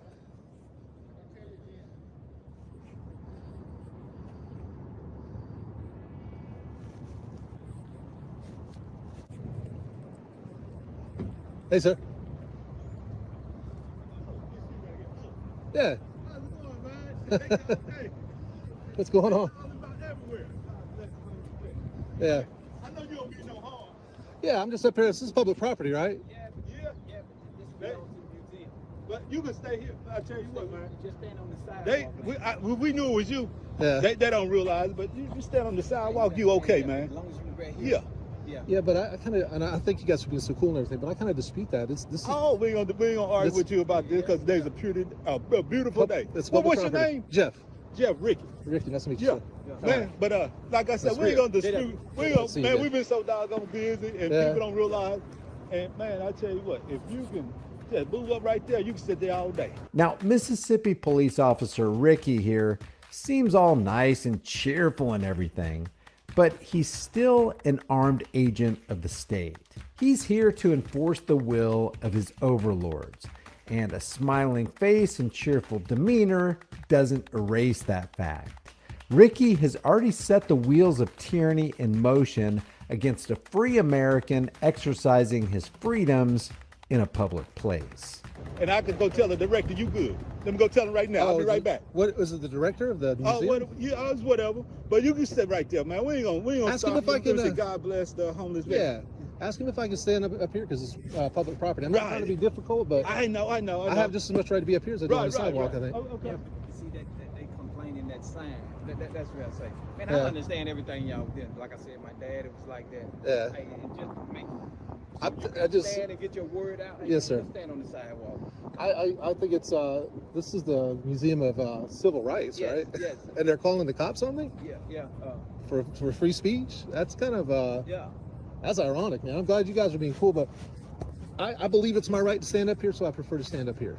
Well, I mean, I prefer to stand wherever I would like to. You know, when they have places like when y'all come here, you stand here with your sign. Yes. You have to go to the DFA to get a petition to stand here.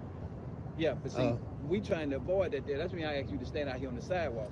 Because, but basically, you didn't go there and get that. If they want to trespass, if they want to trespass me from here, y'all let me know and I'll get off the property. But otherwise, if they're just here, man, we don't look here, man. Yeah. I understand. Yeah. I trained at Camp Chef. I dealt with the vet. I don't Yes, want to sir. trespass you. I want you to stay here. But if you, I just rather for you to stand right there on the sidewalk so they can't say nothing. I got you, and Man, I appreciate that. You're trying to get your word out. Hey, Yeah. like I told you, man. Yeah. Watch my dad go through that, man. Right. Seriously. Right.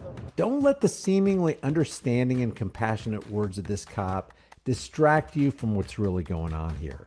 The representatives of the Museum of Civil Rights are attempting to use the force of the state to interrupt and infringe on the civil rights of a man exercising those civil rights on public property. And like I said, I believe I believe I have just as much right to be up here as I do down there, and I would like to stand up for my rights. Yeah, and I'm not trying to take them away from. I understand. But normally when we have stuff, the way they got it set up now, you have to go to DFA to get permission to do this. This is what the world is coming to. Yeah. Well, let me take that back. This is what the people in the world is coming to. Yes, sir. Because ain't nothing wrong with the world. This is the world the way it was when the good Lord first made it. This is the people we dealing with now to get permission. What the hell did you just say? Oh, I'm sorry. I must have missed that in civil rights class. Do free men ask for permission? What do you think, Frederick? What you talking about, Willie? Again, just let the irony of this whole thing seep deep into your cerebral cortex. A black man is telling another man that we have to get permission from master government before we can exercise an unalienable right. What do you think Frederick Douglass and Malcolm X would say to this brother? They'd probably want to have a few words with him. Did he say the director called? Well, basically, I don't know who called, but hey, man, just so you can get your word out. I ain't want to trespass you. I want you to do what you do. Hey, just stand out here on the sidewalk. Just help us. Well, I'd like to stand up here. Yeah. I like at the steps. They gonna trespass you, man. I promise you. If they trespass me, and that's one thing I want to be clear. If they trespass me, I will get off the property. I don't want to go to jail. We don't want you to go to jail, man. We don't even want to come to But that. if they're just asking me just to, you would rather go stand somewhere else, I would rather stand up here so I can spread the message to people that are coming and going. Well, basically, you right there, and everybody will see you. Right. If they got an event going, everybody got to walk by you. I'm just a little more elevated. Yes, sir. Be right back, man. Okay. Yeah. All right. Yeah. Like I was telling the officer here, if they want me trespass, I will get off the property and get on the We sidewalk. don't want to come to that. We don't want to come to that. But- we're trying to get your But across. I won't refuse to leave if I'm trespassed. Oh, But okay. We'll be right. I understand. Okay. We'll be right back. all right.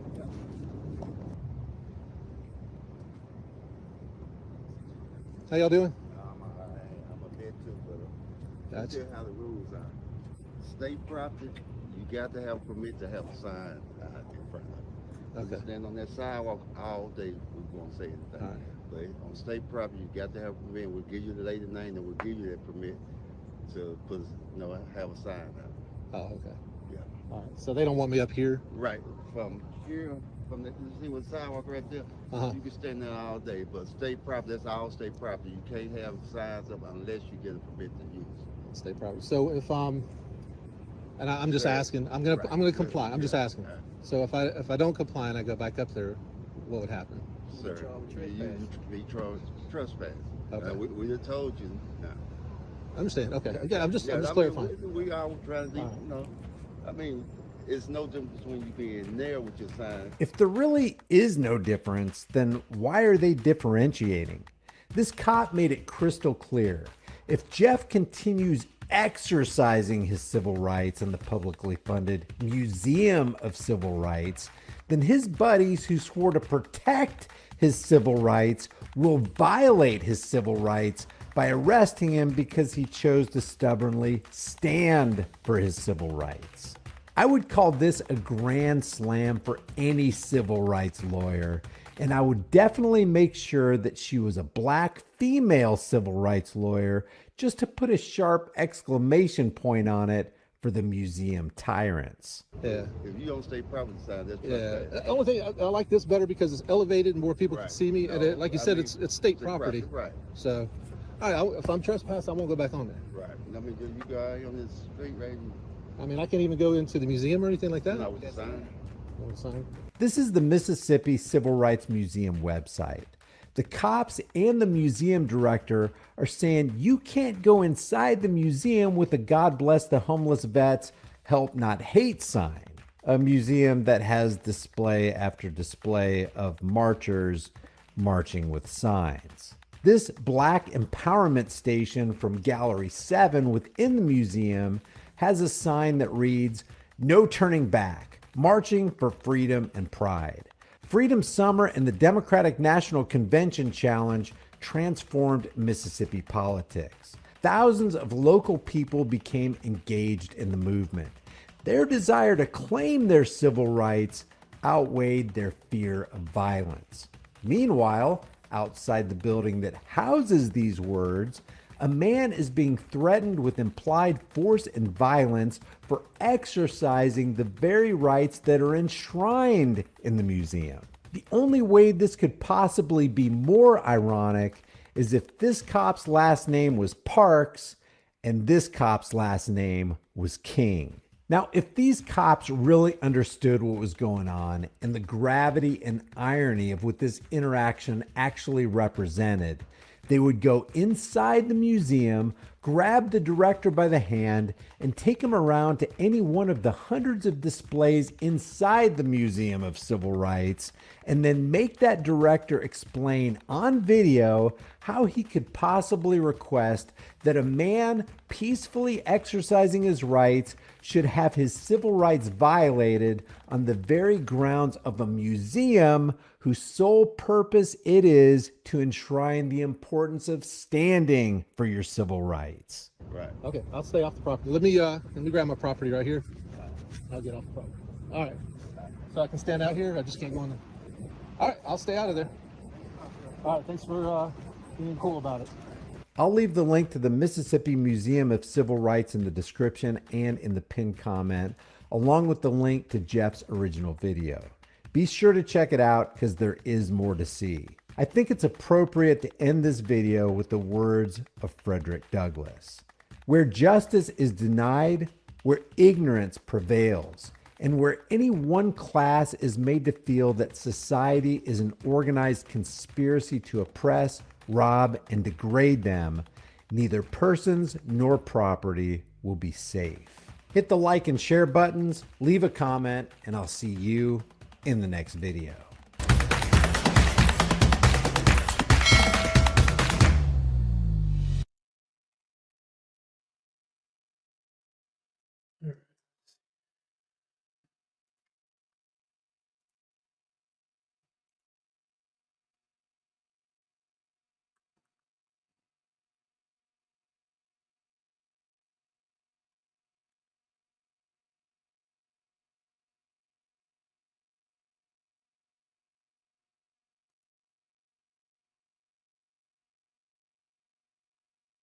Out of Port Orange Police Department.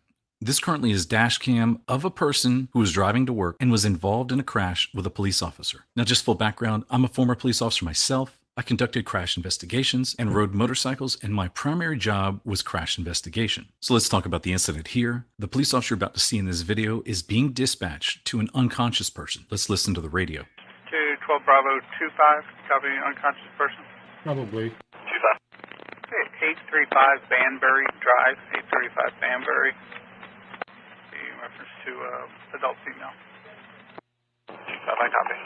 Officer Roof was close by, started his response to this call. This woman is about to head west onto Dunlawton. The sun is at her back, and for what I'm seeing in this video, the luminosity of the car and the lights are so very similar that she may not have seen this car. However, watching this video, the officer failed to clear the intersection properly. And according to training, you should stop at each one of those lanes and verify that the traffic is stopped before proceeding. There is no Florida statute that allows you to violate traffic laws, but the administrative code allows you to disregard traffic control devices and signals in order to complete your Code 3 response. Later in this video, you're going to hear that this officer claimed he was doing about 10 miles per hour. And as you can see here, there is no dispute that she had a green light to proceed west without any interference. But what I want to do is I want to rewind and watch this impact just one more time and listen to what we heard on the radio.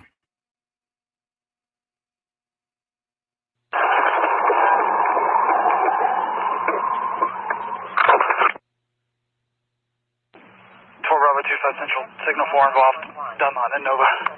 Now, did you catch that? That accidental key up was Officer Roof's radio, whether it was his personal radio on his side or the one in the vehicle, and all we heard was screeching of tires. At the time of the impact, Officer Roof did not have a siren on at all. Now, the city might want to say that his vehicle was disabled, but what we can see while Officer Roof gets out of the car is that his lights are on, and you can see that here. The siren is placed directly in the middle of the car, about where the Ford emblem location is. Now let's take a look at his vehicle after this crash, and then we'll get into the body camera. Copy 25, do you need rescue? Bravo 12 Central, I'm en route to him. Start rolling rescue. Bravo 75, I'll be en route. Copy. 12 Bravo 25 Central, go ahead and roll him for a checkout. I think I'm okay though. Copy, rescue en route. They're always worried about themselves. I was northbound Nova, running code to that, unconscious. I stopped over there, cleared that side. Everybody stopped here. She was in this far lane. I just didn't see her.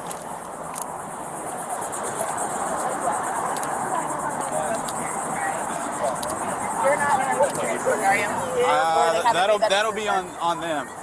Hers. Just so I know real quick, brother, where were you guys at? You were right here in the turn lane? Yeah, we were literally right here in the turning lane. And where was my partner coming from? The guy that got hit? He was coming from this direction here, coming towards us. He had already started chirping his siren and everything to come across. There was a gray Toyota and a little red car that finally seen him and stopped. He proceeded to come through the first part of the intersection. Just as he got right here to the turning lane, he bumped his brakes to look, and she never seen because there was another vehicle. Where was she coming from? She was coming from. She was in where the gray silver Cadillac is over there. She was where the gray car is. Okay, the Toyota. Where the gray Toyota. Yeah. She was in that lane. Now, there was a car in that turning lane, so she never seen the cop as he come this way, and she caught him. Yeah, she come right into the. Now she had the green light. No, I got you, brother. You know, okay. But he was trying to proceed, and he was doing what he was supposed to do. He had his sirens on. And stuff. Oh yeah, okay. He was chirping, and he was slowing down. Okay.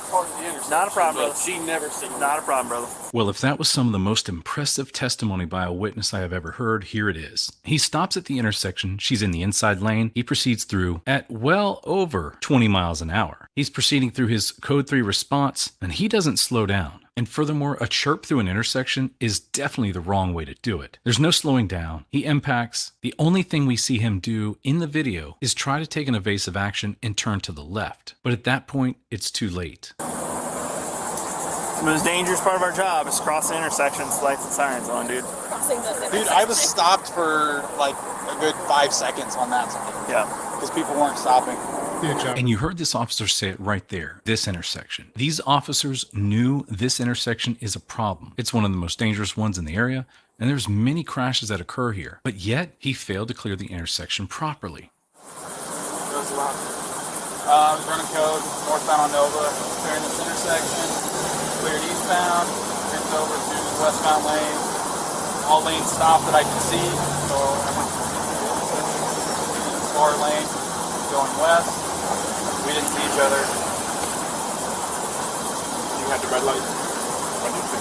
Yes.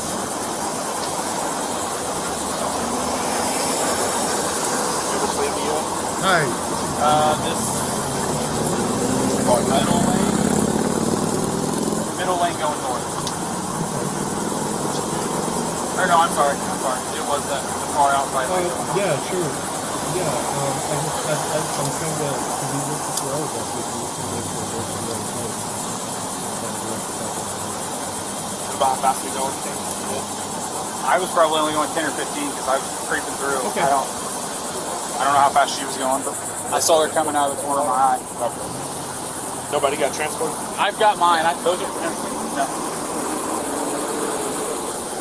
Hey. And thank you. There was 2 witnesses that were right here in this lane. I got 2 statements from them. If you want to take a look. Yep. Now that we watched this video, what are your thoughts on this? Was the woman at fault, or was the police officer crossing that intersection while he had a red light and she had a green? You're probably wondering about the dash cam.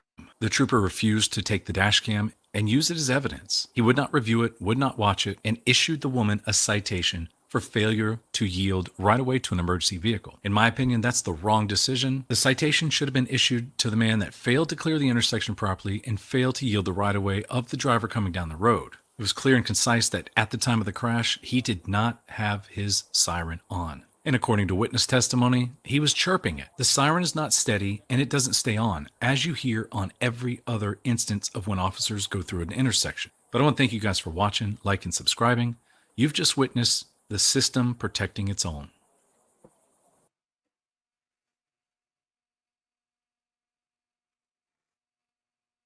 Are you surprised? Are we surprised? Everyone, so this is part 2 of the Amityville Police Station complaint video. First off, I want to apologize for all the bad language. They did get the best of me. My temper and my mouth gets the best of me sometimes, so I do apologize. But again, I want to thank everybody for watching. I hope you enjoy the second part of this video. I do get a little more bad interactions here. You know, unfortunately, I was in there.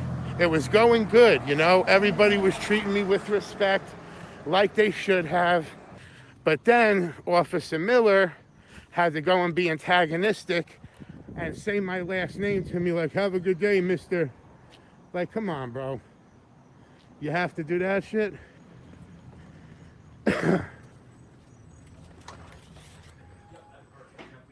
He's on the phone. Sergeant, I just wanted to, you know, make sure like you understand where I was coming from with that comment. Because I would have walked out of here and left, but now because of that comment, I'm gonna go get every license plate on every private vehicle just because Miller said that. So just like there's no point of antagonizing people that you guys think they're trying to antagonize you. I don't think he's trying to antagonize. So why'd he say it? Hello. Then why would he say that? Yes. I can't speak for anybody. It wasn't for any good cause, that's for sure. Can you admit that? Well, it says you wasn't for any completed it. good cause, that's for sure. Okay, well, I mean, you did the insurance paper because I got that back. That was the same Not email. really. There was 2 links in I that can same argue email. that it was for like, we know who you are, you know? It just didn't go through. What did you want to use for your direct deposit? How they speak to each other and interpret. Okay, can you just 100%. screenshot that I'll and leave with text it this, to me? Sergeant, is that, you know, Thank you. you guys as the officers are supposed to be held at a higher standard. Thicker skin, we're the citizen, you guys, you know, have that authority. To antagonize the antagonizer should not be part of the job. Okay, I'm sorry you feel that way. There was just no need for it. I wasn't disrespecting you, was I? No. I came in here peacefully. Upstairs, they were great, treating me with respect, same way. And then he had to come in and ruin the whole video. This video was a thumbs up, a pass. And now we had to go ruin the whole video. And I hope that you will have a talk with him, but I'm gonna go take some pictures, maybe catch him on his way back in. So now I would have just left here, guys, honestly. I would have left here with no problems at all. But again, Officer Miller had to be antagonistic and thinking he was a wise ass. So now I'm gonna go around the whole place to get every vehicle. So let's start over here. Like I said to him, don't antagonize the antagonizer. And when I said that, guys, I did not mean that we're here to antagonize, because we're not. But we all know how they look at us. They look at us like we're baiting them and antagonizing them. But this was a perfect example of Miller, an officer, straight antagonizing a citizen who was just coming in to fill out a complaint, who had a great interaction with everybody who I spoke to in there, and then he had to come and antagonize. Piece of shit trash officer, and we will find him out there. That's what I mean, guys. I had a great interaction here. And then you got some scumbag who wants to get me going. And then we're gonna go like this.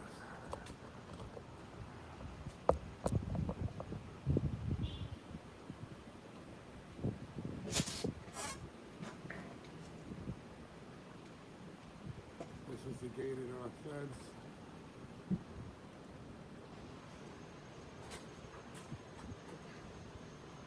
You alright? I'm doing all right. How are you? Can I get your name and badge number? No. No? Isn't your policy to identify yourself? What's your name and badge number? So you're asking me if I'm all right, but then you won't give me your name and badge Detective number? Miller. Miller? They just told me somebody else was Miller. You lying? Fuck, another tyrant over here, guys.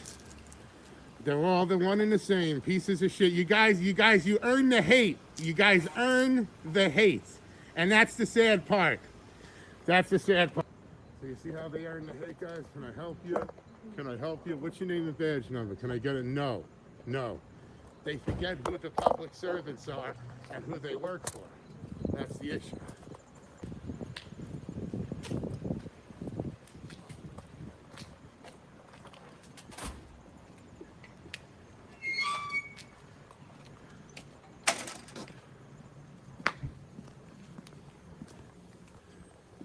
So you want to identify with a real name? Because I think I'm pretty sure it's against your policy to be lying.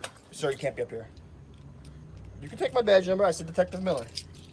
You can't be in this way. I know you're trying to do a thing and create a problem, but I have I'm actual not creating a serious stuff problem. going on right now. I came in here don't have and time I for was nothing games. but respectful. You're playing games. And then it's you okay. go ask Normally, Sergeant give if you I the was time. playing games. I have other I stuff came going in on. here for official business. All right, sir. You came out here with an You stay attitude safe and be for careful. no reason. I don't know attitude. You're You wouldn't even filming give me your our cars name. and stuff. I have a victim coming in. And I'm it's kind of telling you what. inappropriate. So now I have to wait till you're gone to have my victim come Well, in. you talk to the sergeant at the front counter. He'll know why. And then if that didn't happen, you wouldn't have to wait. Now you'll wait an hour. And that's the bottom line. Another scumbag. How they earn the hate. And you see that guy is not allowed in here. You're not allowed up here. Not allowed up here. I did look like 1, 2, 4, and 8. Looked like 111. Guys are real trash over here in Amityville, man. Unfortunately. Unfortunately. You can take my badge number. I said Detective Miller. It says 11. Can't be At all. Yeah, badge But 11. instead of asking nicely, you got to ask like a scumbag. So what are you going to get? You're going to get treated like a scumbag. Look, BMWs, guys. See what we pay these guys for?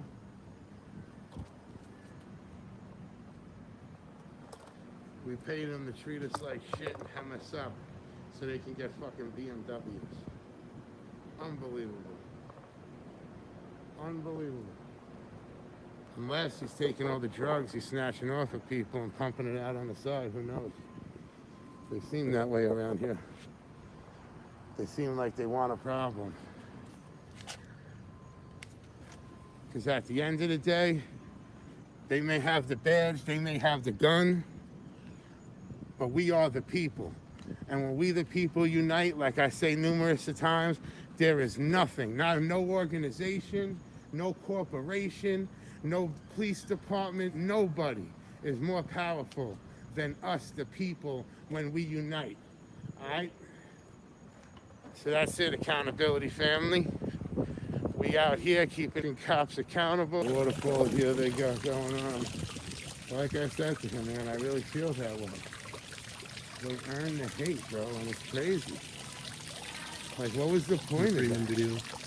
What was the point of that? To try to antagonize me with the first officer. Bye-bye, Mr. And says, you know, thinks he says my last name.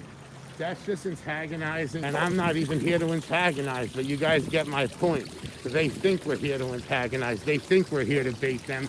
So if that's what you think, why are you antagonizing the person back when you're supposed to be professional, you know, as a law enforcement officer? I just don't get it, guys. I don't get it. It's sad, and these guys need to be put in their place.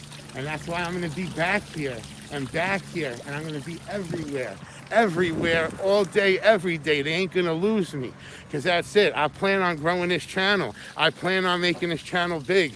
I want to be out there with Bay Area Transparency, San Joaquin Valley. I want to be out there with these guys, because I plan on putting in the work. Those are the goats, you know. Those are the goats, but I plan to be there one day because I plan on putting in the work. I plan on putting it in for the people. I care about our rights. I care about your rights. I care about my country. And I care about how our public servants treat us when they're being paid by us. So at the end of the day, we are the only ones who can hold them accountable because they police themselves. They hold themselves accountable. The complaint that I just handed them probably get thrown in the trash, and it's sad. So the only way we can hold them accountable is by catching them on film in the act, going to headquarters, going to the Attorney General's office, going to the mayor's office, and really staying on top of it. It's a hard job, guys, but somebody's got to do it, and that's why you got to give the respect to the real goats out there, like Bay Area Transparency, you know, San Joaquin Valley, shout out to him. Thank you, Bay Area and San Joaquin, for the shout out for me. You guys helped me so much get started so I can start to go live, and I'll forever be grateful to y'all for that. So like I said, we will be back here, guys. I'm gonna get out of here. I feel like I got my point across. But just unbelievable, guys, you know? I think that was dead wrong. I think it was straight antagonistic when I was having a good interaction. They say we want to cause trouble. I was being nice. I was conducting my official business. And then this guy has to come and antagonize me. But you know what it is, guys? They think they're King Tut. They think they're God's gift to men with that badge. They're a bunch of cowards that hide behind the gun and badge, that hide behind the blue flag, that hide behind their department. And it's sad. It's sad that you can't have a few officers like that Officer Bailey that I was speaking to. You know, if you're a cop and your partner's doing something wrong, then you yourself are just as guilty. So bottom line is, I know it's a hard job, but we need those cops who are going to be bold, who are going to stand up even to a friend, to a partner, and say, no, that's wrong. But, you know, that's very, very rare to find that. You know, I have not found it yet, but I do believe they're out there, and all we can do is hope. But until then, we the people, and try to keep them under some type of accountability and show some type of transparency to you the people. Because this shit, all of it, belongs to us. Us, you the people of this country. We pay these people to treat us like shit, to take our money, to you know, condescend us. Nah, screw all that. And above all, showing that we do care and that we do appreciate the job of a police officer, but we want it done right. We want it done right, you know?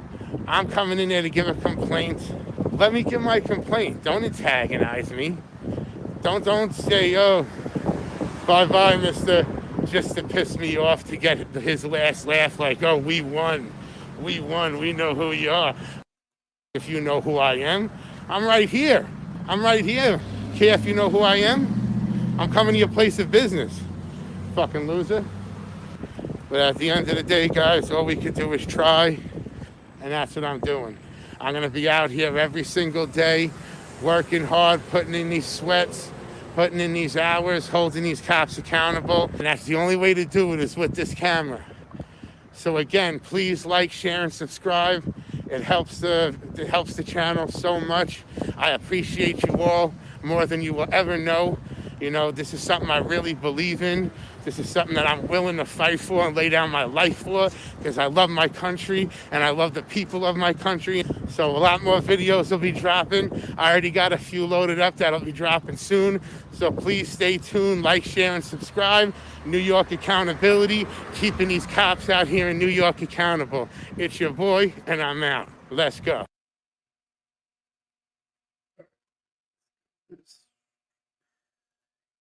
All right. God. If I say, like, right at this very second, Mike, I'm taking you to jail for having gray hair. Put your hands behind your back. And you start resisting, that's not a defense to resist. You're still resisting. You still be charged with resisting. If I arrest you for some bullshit, I don't like your gray hair, you're going to jail. You cannot resist that arrest. This is coming to us from the Random Patriot on YouTube. The following video shows a man being tased and arrested in his own front yard by a Boonville, Arkansas police officer for allegedly talking too loud.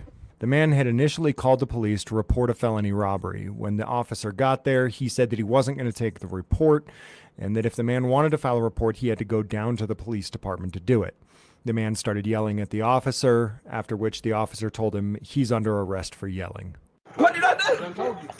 You tased me, and I'll have a lawsuit from hell. I'll have a lawsuit from hell. No. You're on my property. You're on my property. You're on my property. You're under arrest. For what? For what?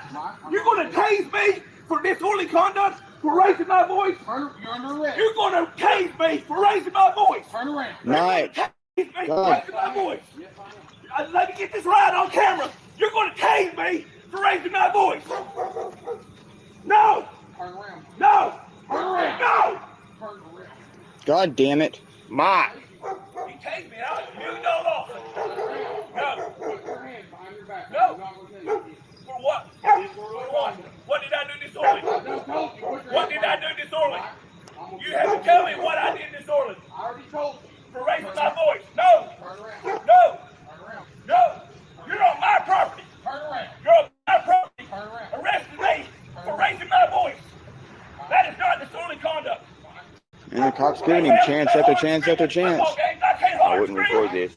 Huh? I wouldn't record it because Mike would be in trouble. I know. Well, that's what I want. God damn it.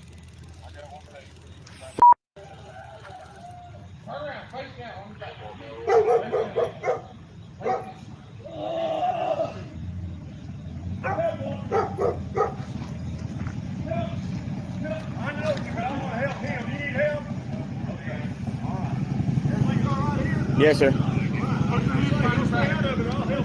Hey, hey. This is the Boonville, Arkansas police officer that tased and arrested Mike for misdemeanor talking too loud. Notice at the end of the video that a man pulled up on a motorcycle to help the police officer and told the cameraman that he, quote, better stay out of this. But here's something to remember the next time that you think you want to step in and help a cop. Cops aren't always right. Quite often, they're dead wrong and they're going to lose their qualified immunity in court when they get sued. As someone who is a non-police officer, when you walk up and assume that the cop is in the right and that you should help him, you may be helping with an illegal, unlawful attack, and you don't have qualified immunity. 6 weeks later, Mike goes into the Boonville Police Department to talk to a higher-up about what happened that day. This is the recording of that interaction. But first, a phone call to the department from me to thank them for their service. This is Officer Sorry. Officer Sorry, how you doing this evening? I'm good. How are you? Good. Hey, it's Jim. Learning some things about American culture, and was recently going over a video of some guy named Mike in your area who was hooting and hollering and got in trouble for it. And then after he got in trouble, he went down to the police station and he's hooting and hollering down there. You familiar with the incident? I believe so. All right. Mike, the guy with the untied shoelaces, hooting and hollering in the lobby down there. But so can you tell me a little bit about that? So as I understand, it is illegal to hoot and holler. Is that right? Well, sir, so what you see that is still it's still going through trial, it's still going through the court, so it's still under investigation. So we are not allowed to speak on anything that is ongoing. So if you have any questions regarding that incident or that case, you'll have to call back Monday through Friday, 8 to 4 to talk to our chief. Okay, that's fair enough. I think it's the same way in the country that I'm from. They don't want to talk about in general. Then, not related to this case, I was pretty sure that hooting and hollering was illegal no matter where you're at or what state you're in. Is it so? I mean, if I were to come out there to Boonville today and be out hooting and hollering in front of your police department, or especially in your lobby, you guys, you're still going to be making arrests for this stuff, right? I'm not sure, sir. It did just depend on circumstances. But like I said, regarding that case, it is ongoing. If you have any questions on it, you will have to contact Monday through Friday, 8 to 4, and you can talk to Chief Ben Villarreal. Okay, well, I want to tell you, I do appreciate your officers doing what they're doing. I mean, I seen a couple of these guys who are, think that you guys are doing something wrong, but I think that a lot of people need to realize, what if everyone in the whole neighborhood hooted and hollered, right? We'd have total chaos. Am I right? Yeah. And so you let one guy hoot and holler, you got to let everybody hoot and holler, right? Suppose. So you got to stop. You got to put a stop to the hooting and hollering early on, and I think y'all need to make an example out of this guy. Look, I understand you can't comment on it, but I'm going to tell you, I think you need to throw the book at this guy, make an example of him, and make dang sure that everyone in the state of Arkansas knows there ain't going to be no hooting and hollering in Boonville, because that's the kind of society I want to live in. And I think that most of us can agree with that. Am I right? I believe so. I actually came from, I grew up in North Korea. And this is the exact type of, I loved it there. There was absolutely no hooting and hollering in the streets there. You hoot and holler in the streets in North Korea, and I'll tell you what, man, you don't get tased, you get shot. You know what I'm talking about? And I'm really glad to see the United States of America adopting these policies that we have implemented forever in North Korea. And it's about time. It's about time that you all started doing, doing things the way that we've been doing it for a long time. And it makes me glad to live here now, knowing that this is the type of things, the type of policies y'all are adopting. I appreciate it. All right, well, sounds good, sir. But All right. God bless you. North Korea loves you, and North Korea loves what you're doing. Just all right, man.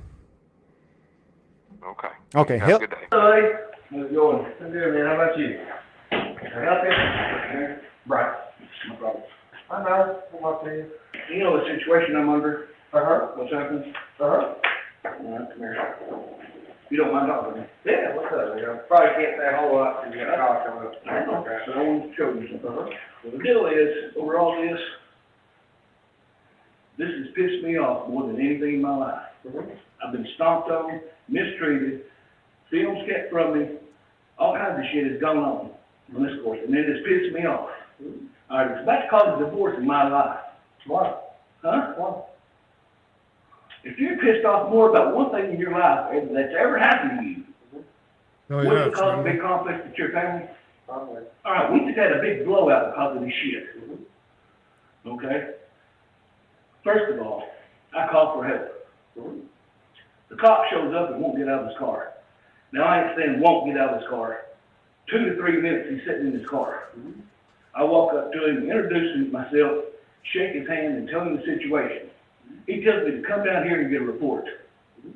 That's bullshit. I called the cop out to the scene. He thinks you should bring the damn paper out there. You know what I'm saying? Yeah. And carry on. I said, you need to get out of your car and go over there and do that. He's standing right over there. Take your report, take names and numbers. You need to do something. He said, no, that's not the way we do it no more. You need to go down to the police station and fill out a report. Now he's told me that twice. I said, I've been robbed 7 times. I filled out the damn report and I never hear nothing else about you. Nothing else from you. 7 times now. Okay? He still won't get out of the car. He said, well, you can't talk to me like that. I said, I damn sure can. You're a civil servant. You need to get out of your car and do your damn job. He said, you can't talk to me that way. I said, I damn sure can. You work for me. You know, we can get on the escalator from there. That's what pissed him off. Okay? Come to find out, I got one of y'all's handbooks. Come to find out, response to, I think got my glasses and I can never read this. Active resistance and active aggression, not quite what they are. But one of them says that even if it's a misdemeanor, y'all can't use a taser on somebody that gets up and runs. We can't.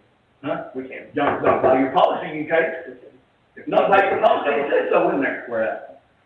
Okay, just told you, I can't read it, but it's highlighted here. Okay. I'm not gonna argue with you, because I understand you're. You can with a felon, but you can't on a misdemeanor. I'm not gonna argue, I know where you're at right now, okay? You're heated, you're just having your life. I get where you're at, so I'm not gonna argue with you. We're not gonna bring you up or down, okay? I'm gonna talk to you. This active resistance, okay? You've seen the video, right? Mm-hmm. Okay.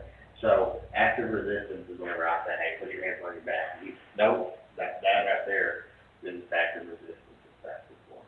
That once you nope and you pull away, you're actively resisting your Pull it up on your phone and define it. active resistance. I just showed you what it was. Active resistance, you're actively resisting Pull up arrest. that, you telling me what active resistance is. Pull it, I define that, and that's not what it says. It says force against an officer, not resisting from an officer, against an officer. Like I'm fighting. No, that would be active aggression. All right, active aggression. Active aggression is you actively aggressive. Okay, then the other one, I was wrong. And then the other one, you cannot shoot somebody for it. You cannot tase somebody for it. For the active resistance. Yes, where subject exhibits some level of active resistance or active aggression on an officer, then they use an electric control device to temporarily pass the subject. So, It's under a felony. Where does it say it's under a felony? I just told you I can't read this, but I've been researching this for 6 weeks. And I've found this stuff over and over and over again. There's nowhere in here that says that they can shoot somebody for speaking too loud. No, you didn't get shot for speaking. That's what he says on tape. No. Yes, he does. Listen, you were under arrest for speaking too loud. Okay? You actively resisted when he tried to arrest you. Okay. Why am I under arrest for speaking too loud? That's not a law. You're disorderly conduct. No, that's not disorderly conduct. You're being loud and shouting in public. No, that's not disorderly conduct. So listen, the Arkansas statute for This is your handbook. This is what you have followed. And I also This is follow your our handbook. great law, right? This come out of your office, this is your handbook. I'm gonna buy another pair of glasses, because I'll sit down and read it to you. You cannot arrest somebody for speaking too loud. It doesn't say that in the handbook at all. Yes, it No, does. it says that nowhere, because All right, show me in the handbook where you can arrest somebody for speaking too loud. it's not in the handbook, it's an Arkansas state law. Look, If this is your, this is the code you've got to follow. Google gave you these codes Yeah. right here. Mike, listen to me. We arrest people for violations of Arkansas state statute, okay? So what you have to look at is the state statute. Blue Arkansas Police Department handbook. This is what you have to go by. No, that is the bottom of what I have to go. All right. What is my First Amendment right then? The right to free speech.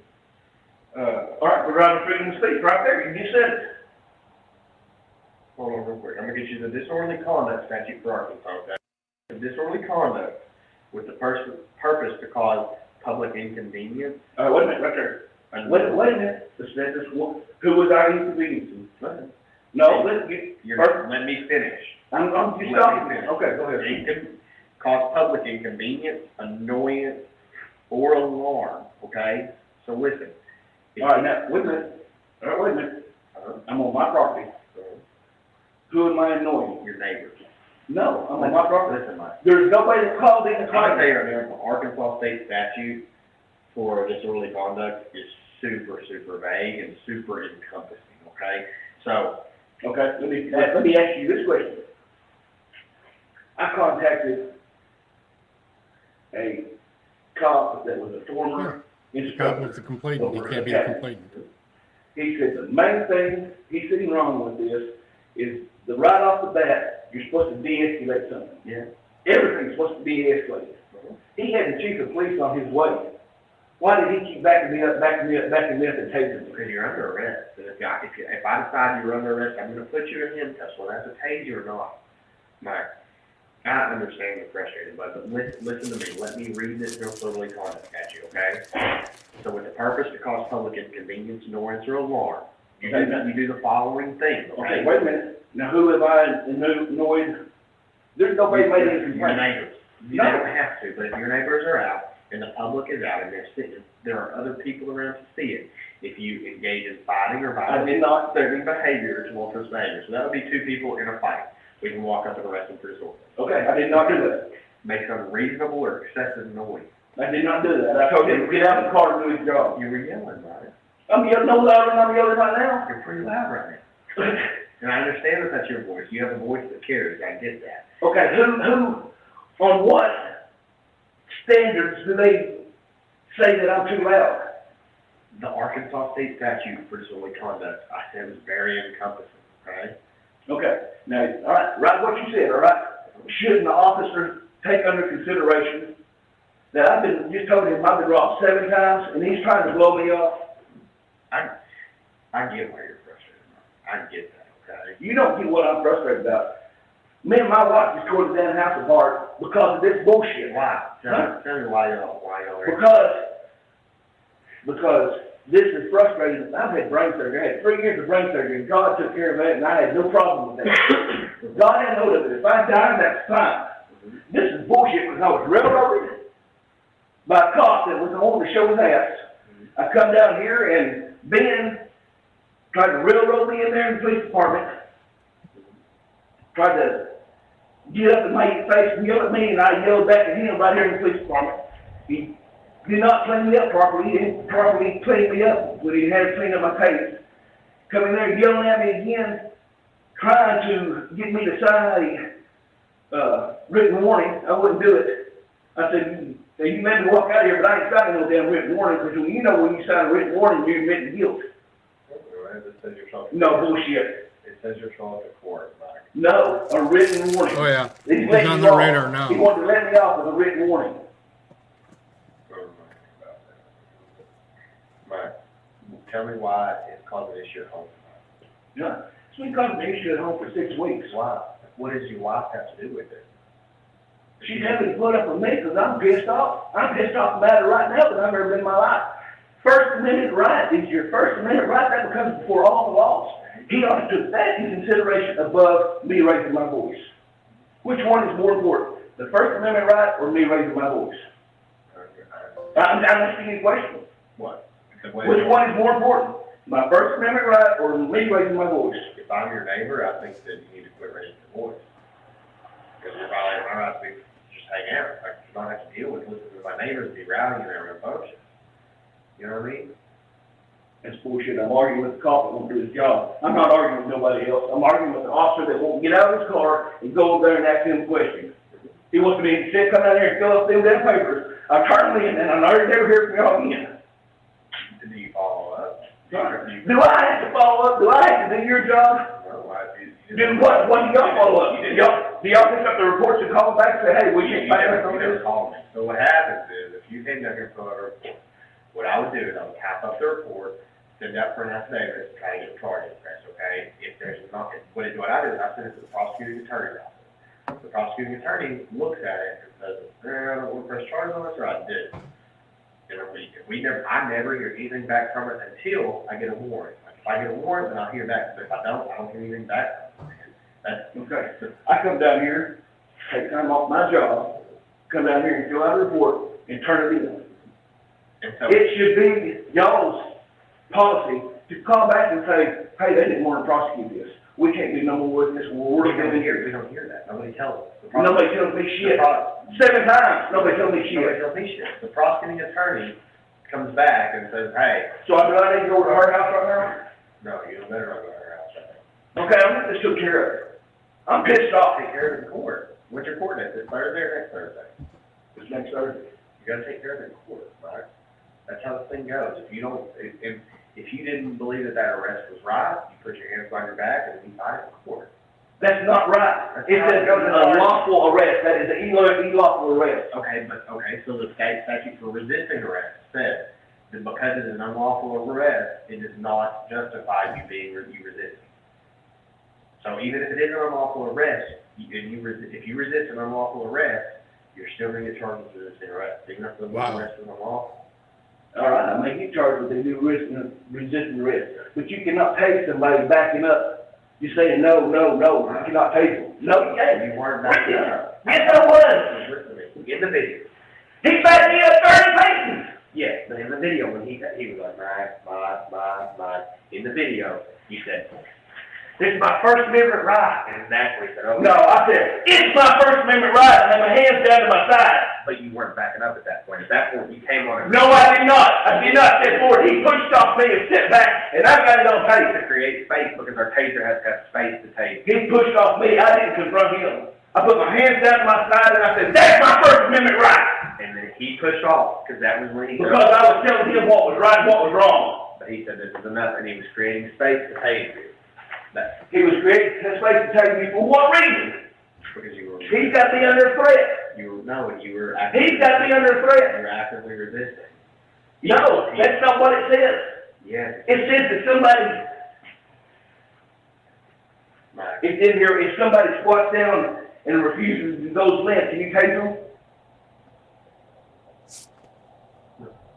What? If I fall down the ground and do nothing, can you tase me? No, it's the same thing. It's the same thing. You said it's resisting arrest. No, it's passive resisting. That's what that is too. No. Yes, the other one is when you get aggressive toward an officer. I did not get aggressive toward an officer. Okay, look.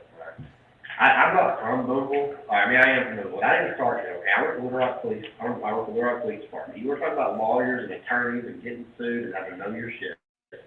I learned it, okay? Spent 24 weeks in an academy when everybody else in the state does 12. Listen, I have done this, and they drilled this into our heads. We had to know because we couldn't do the things there that we do here, that everybody else in the state does because we were under so much scrutiny, okay? So there are levels. There is passive resistance. What does that mean? What passive mean? Put your hands behind your back. Put your hands behind your back. Laying down, put your hands behind your back. Put your hands behind your back. That's passive resistance. They're not doing anything. They're just not doing what you're telling them. That's what I was doing. I was backing up, telling them, no, you're not listening. You moved it to active resistance when you tried to grab your hand and you said, no. Listen. Pull up active resistance on your phone. Pull it up. No. Yes. I'm telling you. Why? Do you not believe me? Pull it up. I'm researching it. Because I've lived it. Okay, I've lived it for the past 6 All right, I've lived it for the last 6 weeks. every damn day, and I'm looking up and been the lawyers and everything else. Short incident, okay? I have been up and down the use of force continuum. I have been from passive resistance to deadly use of force, officer involved shootings. I've done it all, okay? I know everything in this spectrum. I'm telling you, whenever you start pulling away, that becomes active resistance. Okay? It does. You need to pull that on your phone. I don't have to. I know what, you can, look. If I had the damn glasses, I'd look it up. It's highlighted right here. Active resistance is where I will read. It's where you get aggressive toward the officer. That's active aggression. Where you get aggressive toward the officer. I'm backing up. Listen to what you're saying.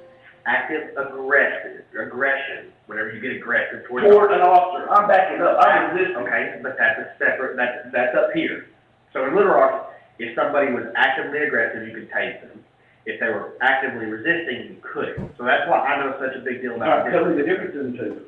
Active resistance is not trying to hurt. Active aggression is trying to hurt. Okay, I was not trying to hurt you. But here we can tase you for active resistance. That's not what you're did. No, it ain't. Mike, we just looked at it.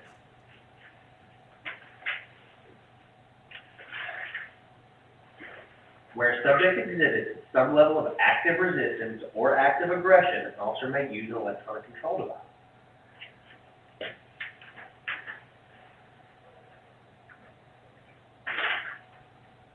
That's chemical spray. The use of force must be objectively reasonable. Objectively reasonable. So, wait a minute. So he's saying that his force to tase me was reasonable because I'm backing up from him.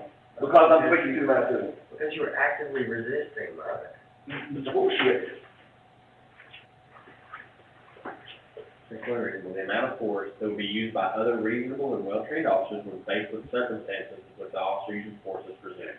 What that means is, objectively, if an officer was putting that into the exact same shoes, would they do that? Would you have tased me for speaking too loud? Yes, if I couldn't get you in the You're not shit. I would have thought I would have probably taken you to the ground with my hand, because I don't really use my taser, I don't carry my taser on me. But as his supervisor, I would have never faulted him for tasing you. If he doesn't feel like he can get you to the ground with his hands, then it's okay. I mean, that's what we have the tools for, Mike. Mike, here's the... What he got tools for, he's got 3 more officers coming. They were there, he didn't even pick me up off the ground. They did, that's how fast they were there. All he would have had to say is, you can talk to my chief of police when he gets here. And it would have been over with. But no, he had to push and push and push until he got the taser. Because he took you into custody. No, bullshit. Look, Mike, you are... He took me into custody for what? Speaking too loud, and it says I want to take it. Disorderly conduct. Listen, Mike, you are an upstanding citizen, okay? Those rules are made for when we're dealing with crackheads and the people that you don't like, right? The people that are stealing and dealing with all this stuff, okay? Like, we have these tools, and if a crackhead was there, and I say, hey, crackhead, you're under arrest, I'm gonna get you under arrest. I'm not gonna wait for everybody to get there. I'm gonna take you into custody. Just because you're an upstanding citizen doesn't mean that he's gonna treat you any different. You can't let this go home, dude. It has. It's gone home. It's gone overboard. All because he's hot-headed. Sounds like you're hot-headed if you're taking it home like this. Yeah, absolutely. I got stepped on, trampled, paid, hauled in here and questioned and abused, and then shit on and didn't get investigated until the next Monday. And what does your wife and kids have to do with that? Huh? Well, you ask them. They're the one that comes down on me. For what? Because I want something done. I hired 3 damn lawyers. None of them want to do it because they don't pay enough money. You know that? They're looking at a $1,000 job. They don't want to do it because they ain't enough money. They'd rather get a DWI case and make $6,000. Right. Do you think these lawyers should not be doing this? Over a year ago. It's April 6th, it looks like, of 2022. They can't lose it. You can't lose it. I'm explaining. What's my First Amendment right? Just ask me that question. What's my First Amendment right? Freedom of speech. Okay. Can I not tell an officer anything I want to? Yeah. Okay. I mean, other than a threat, yeah. Yeah, besides threat. I'm absolutely, But when you do it, you have to tell them calmly. I did. I called, walked up and shook his hand and told him to hold You weren't under arrest for disorderly conduct. Right. Until I told him, get out of your car and do your job. But you were yelling. You were being Is it illegal to yell at 10 o'clock? No, but it's illegal to yell in the neighborhood. No, it ain't. I just told you, it's that noise. So if I yell for my dog across the street, holler for my dog, they can arrest me for disorderly conduct? I'm asking a question. No. I'm not yelling at nobody else. I'm trying to get the boss to do his job. It's not the same kind of yelling, Mike. What? It's a noise. He said I'm glad to get arrested for being too loud. It's not something that's gonna get everybody's attention and rile everybody up. You say, My daughter was asleep in the bed and never got woke up. My daughter was asleep in the bed and never got woke up. She was inside, I get it, but your neighbor on the front porch wasn't. Did he complain? I wasn't there, brother. But when I'm on things like that, and I'm like, oh, are you being disorderly? Oh, there's a neighbor, you're being disorderly. I don't have to have a complaint. He didn't tell me about a neighbor. He just said, you're being disorderly. I just have to have somebody. You know what reason he gave me? For being too loud. That's the only reason he gave me. I just showed you the Arkansas state statute where I didn't have that statute there. I don't know the laws. That ain't my job. My job is to fix the air conditioner. I can fix your damn air conditioner. I can't memorize them damn jobs. His job was to know the law, and he knew it, and he knew you were in violation of disorderly. No, it's not in violation.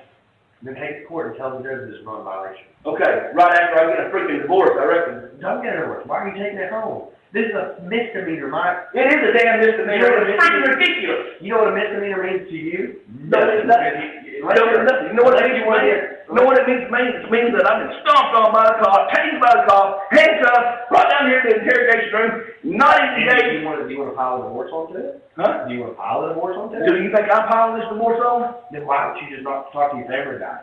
They've heard it. They know the story. They know the ins and outs of it. Take it to court, win it or lose it, and get moving on with it. Put your pride up, dude, because it's a misdemeanor. And unless you... I tell you what I'll do. If I lose this court, you know where I'm going directly after that? Go to the next court. No, I'm going right down here to Community National Bank. I'm taking that $20,000 and I'm taking out ads and everything else and putting that on TV and letting everybody else know that in this whole damn state that I got tased and hauled in jail for being too loud. Okay, Mike. Remember, when we talked football game, you said, what if this person saw me on mobile patrol and doesn't want to use me anymore because I got arrested, right? Yeah. So, you know how many people in this town... I don't care. I'll quit. I ain't just stomped on. You know how many people in this town would know about it if it wasn't for you? I've told every damn person. Exactly. Damn right I have. So that I've been stomped on. And y'all police officers have showed people too, because I've heard from other people that I didn't show.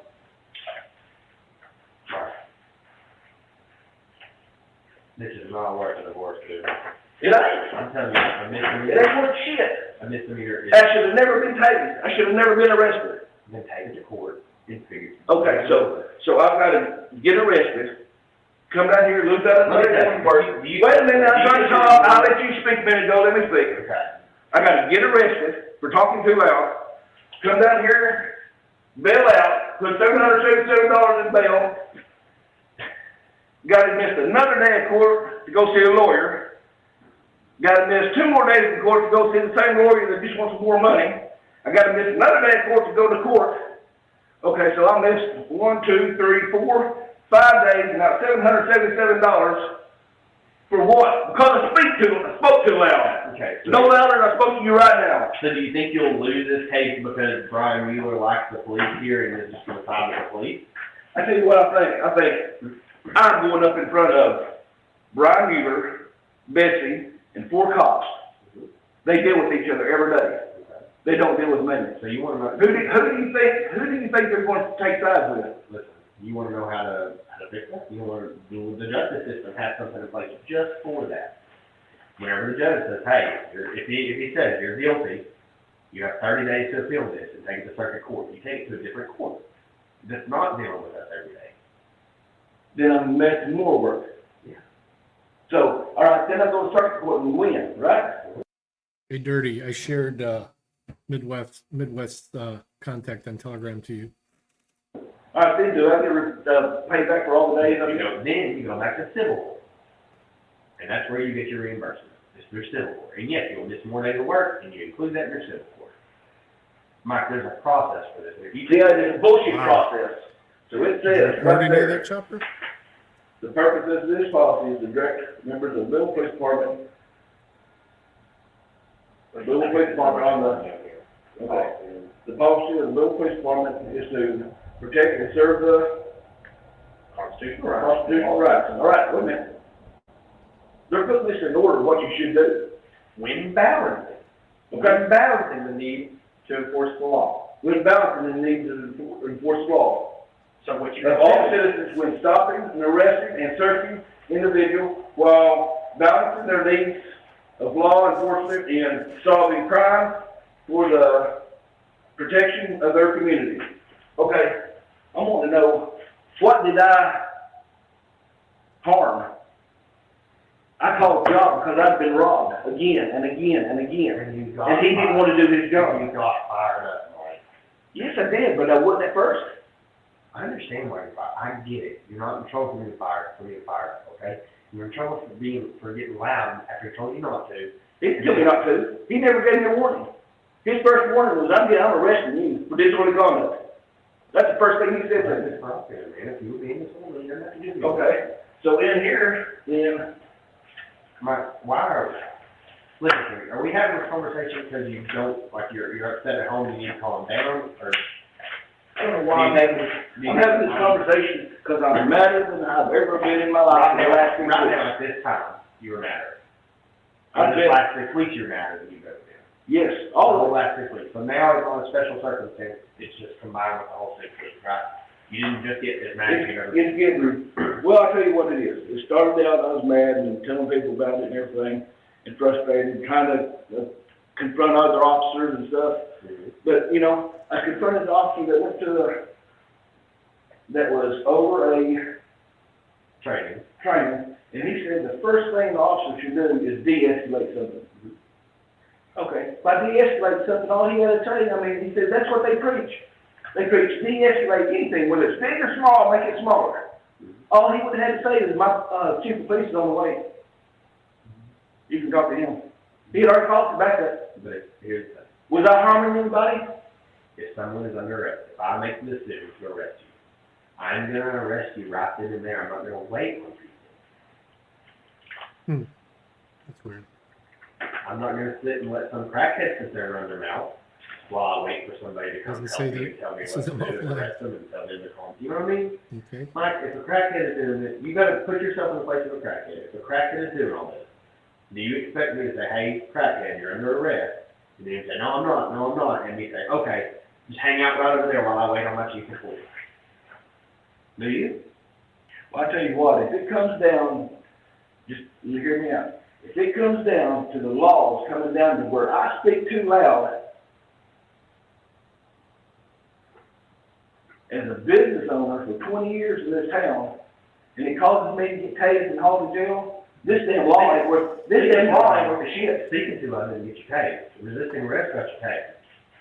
Because remember I told you, the Arkansas state statute for resisting, it's not a defense to On that being- tape, he said he tased me for speaking too loud. He was tasing you because you were going to jail for speaking too loud, and you weren't putting hands on. Okay. If I'm going to jail for speaking too loud, this damn law ain't worth the shit. Okay, that law may not be worth a shit, but if it's an unlawful arrest, you still cannot resist it. If it's a lawful arrest. If it's an unlawful arrest, if I say, like right at this very second, Mike, I'm taking you to jail for having gray hair, put your hands behind your back, and you start resisting, that's not a defense to resist, you're still resisting, you still be charged with resisting. If I arrest you for some bullshit, I don't like your gray hair, you're going to jail. You cannot resist that arrest.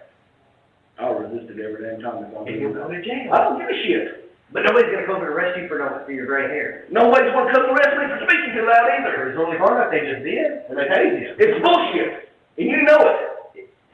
No, Myra, you resisted arrest. You don't fight the law on the street. You just don't. You don't disagree with the law on the You street. can't come down here and do what they say. I've turned in a report after report after report, and never hear a damn thing. So I just keep getting wrong. I'll sit here all day and talk to you before you go home and get mad with your wife, okay? But I'm telling you, I've done this a lot more than a lot of people around here, okay? He was right to tase you. No, he wasn't. Whether he was Right to right tase to arrest you or whether I would have arrested you is a whole different ballgame. The tasing was justified. Because you cannot resist an unlawful arrest. You cannot resist an unlawful arrest, he What does says. lawful and unlawful mean? Unlawful sounds like Lawful means- unlawful. I mean, that should be Lawful, here's lawful means I catch you at McDonald's, or I catch you at Walmart, you're walking out the door with merchandise you didn't pay for. I lawfully arrest you for shoplifting. lawfully. Lawfully. An unlawful arrest is Mike, you got some gray hair, I don't like that, let me arrest you for having gray hair, that's an unlawful arrest, that's not against the law. So if you think that you yelling and being loud was an unlawful arrest, if you think that's the same as arresting me for my gray hair, it doesn't matter, you still have to put your hands behind your back, you fight that to the court, No, you don't. fight it on the top of the street. Because I'm as fair as anybody. Maybe in Arkansas, but not Michigan or Ohio. I work for churches for cost. And in fact, I believe Indiana, you can use lethal force against an unlawful If I've got an arrest. old lady that can't afford something, I put something on for her and charge her $20, and it may cost me $80. Right. You know, Nobody's it's a saying risk. you're a bad guy. No, Nobody's no, saying that's what I'm saying. And I lay down and I called the cops for help. Mm-hmm. I called the cops, and they come down there, wouldn't get out of the car until he says he's gonna tase me for disorderly conduct. I've been taught all my life, in First Amendment rights, you can say whatever you want to. Can you go to a fire theater and you'll fire? No, but that's not right. But it's such a tool. And telling the cop to do his job because he don't want to get out of the car? No, yelling in public. And causing I wasn't yelling at nobody but the cops. They didn't even know what was going on. They didn't start filming it until he was getting out and trying to tase me. My guy started filming because you said told him to film. Yeah. That's I had to tell him to film.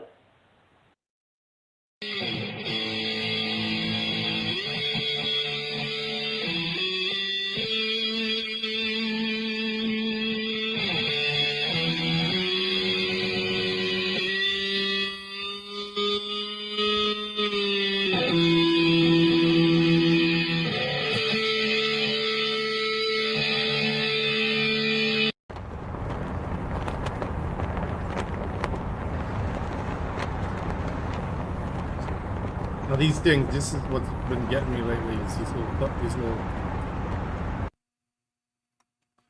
thumbnail thingies.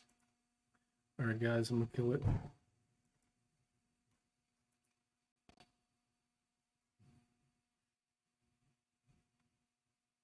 Everybody have a good night. I will probably stream from work again tonight. We'll see. I've been forgetting my body camera, so that's one of the main reasons I probably will do it. And I need to get to 500, so probably not going to happen until I get some real content, though.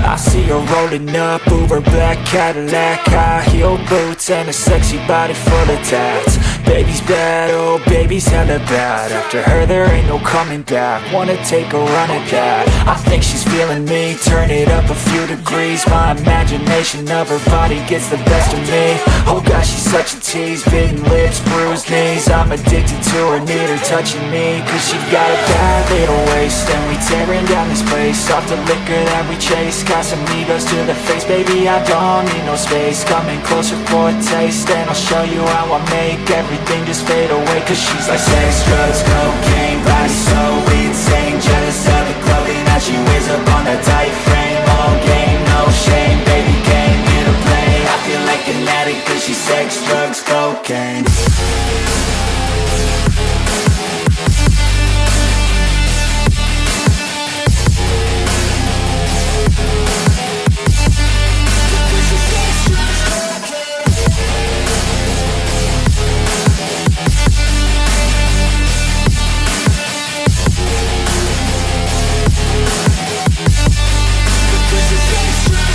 Got a fine little body and her mind's kinda naughty. They say that once you taste it, you cannot replace it. She could get you high, all the dopamine inside triggers fast once she's naked. Her body's a creation.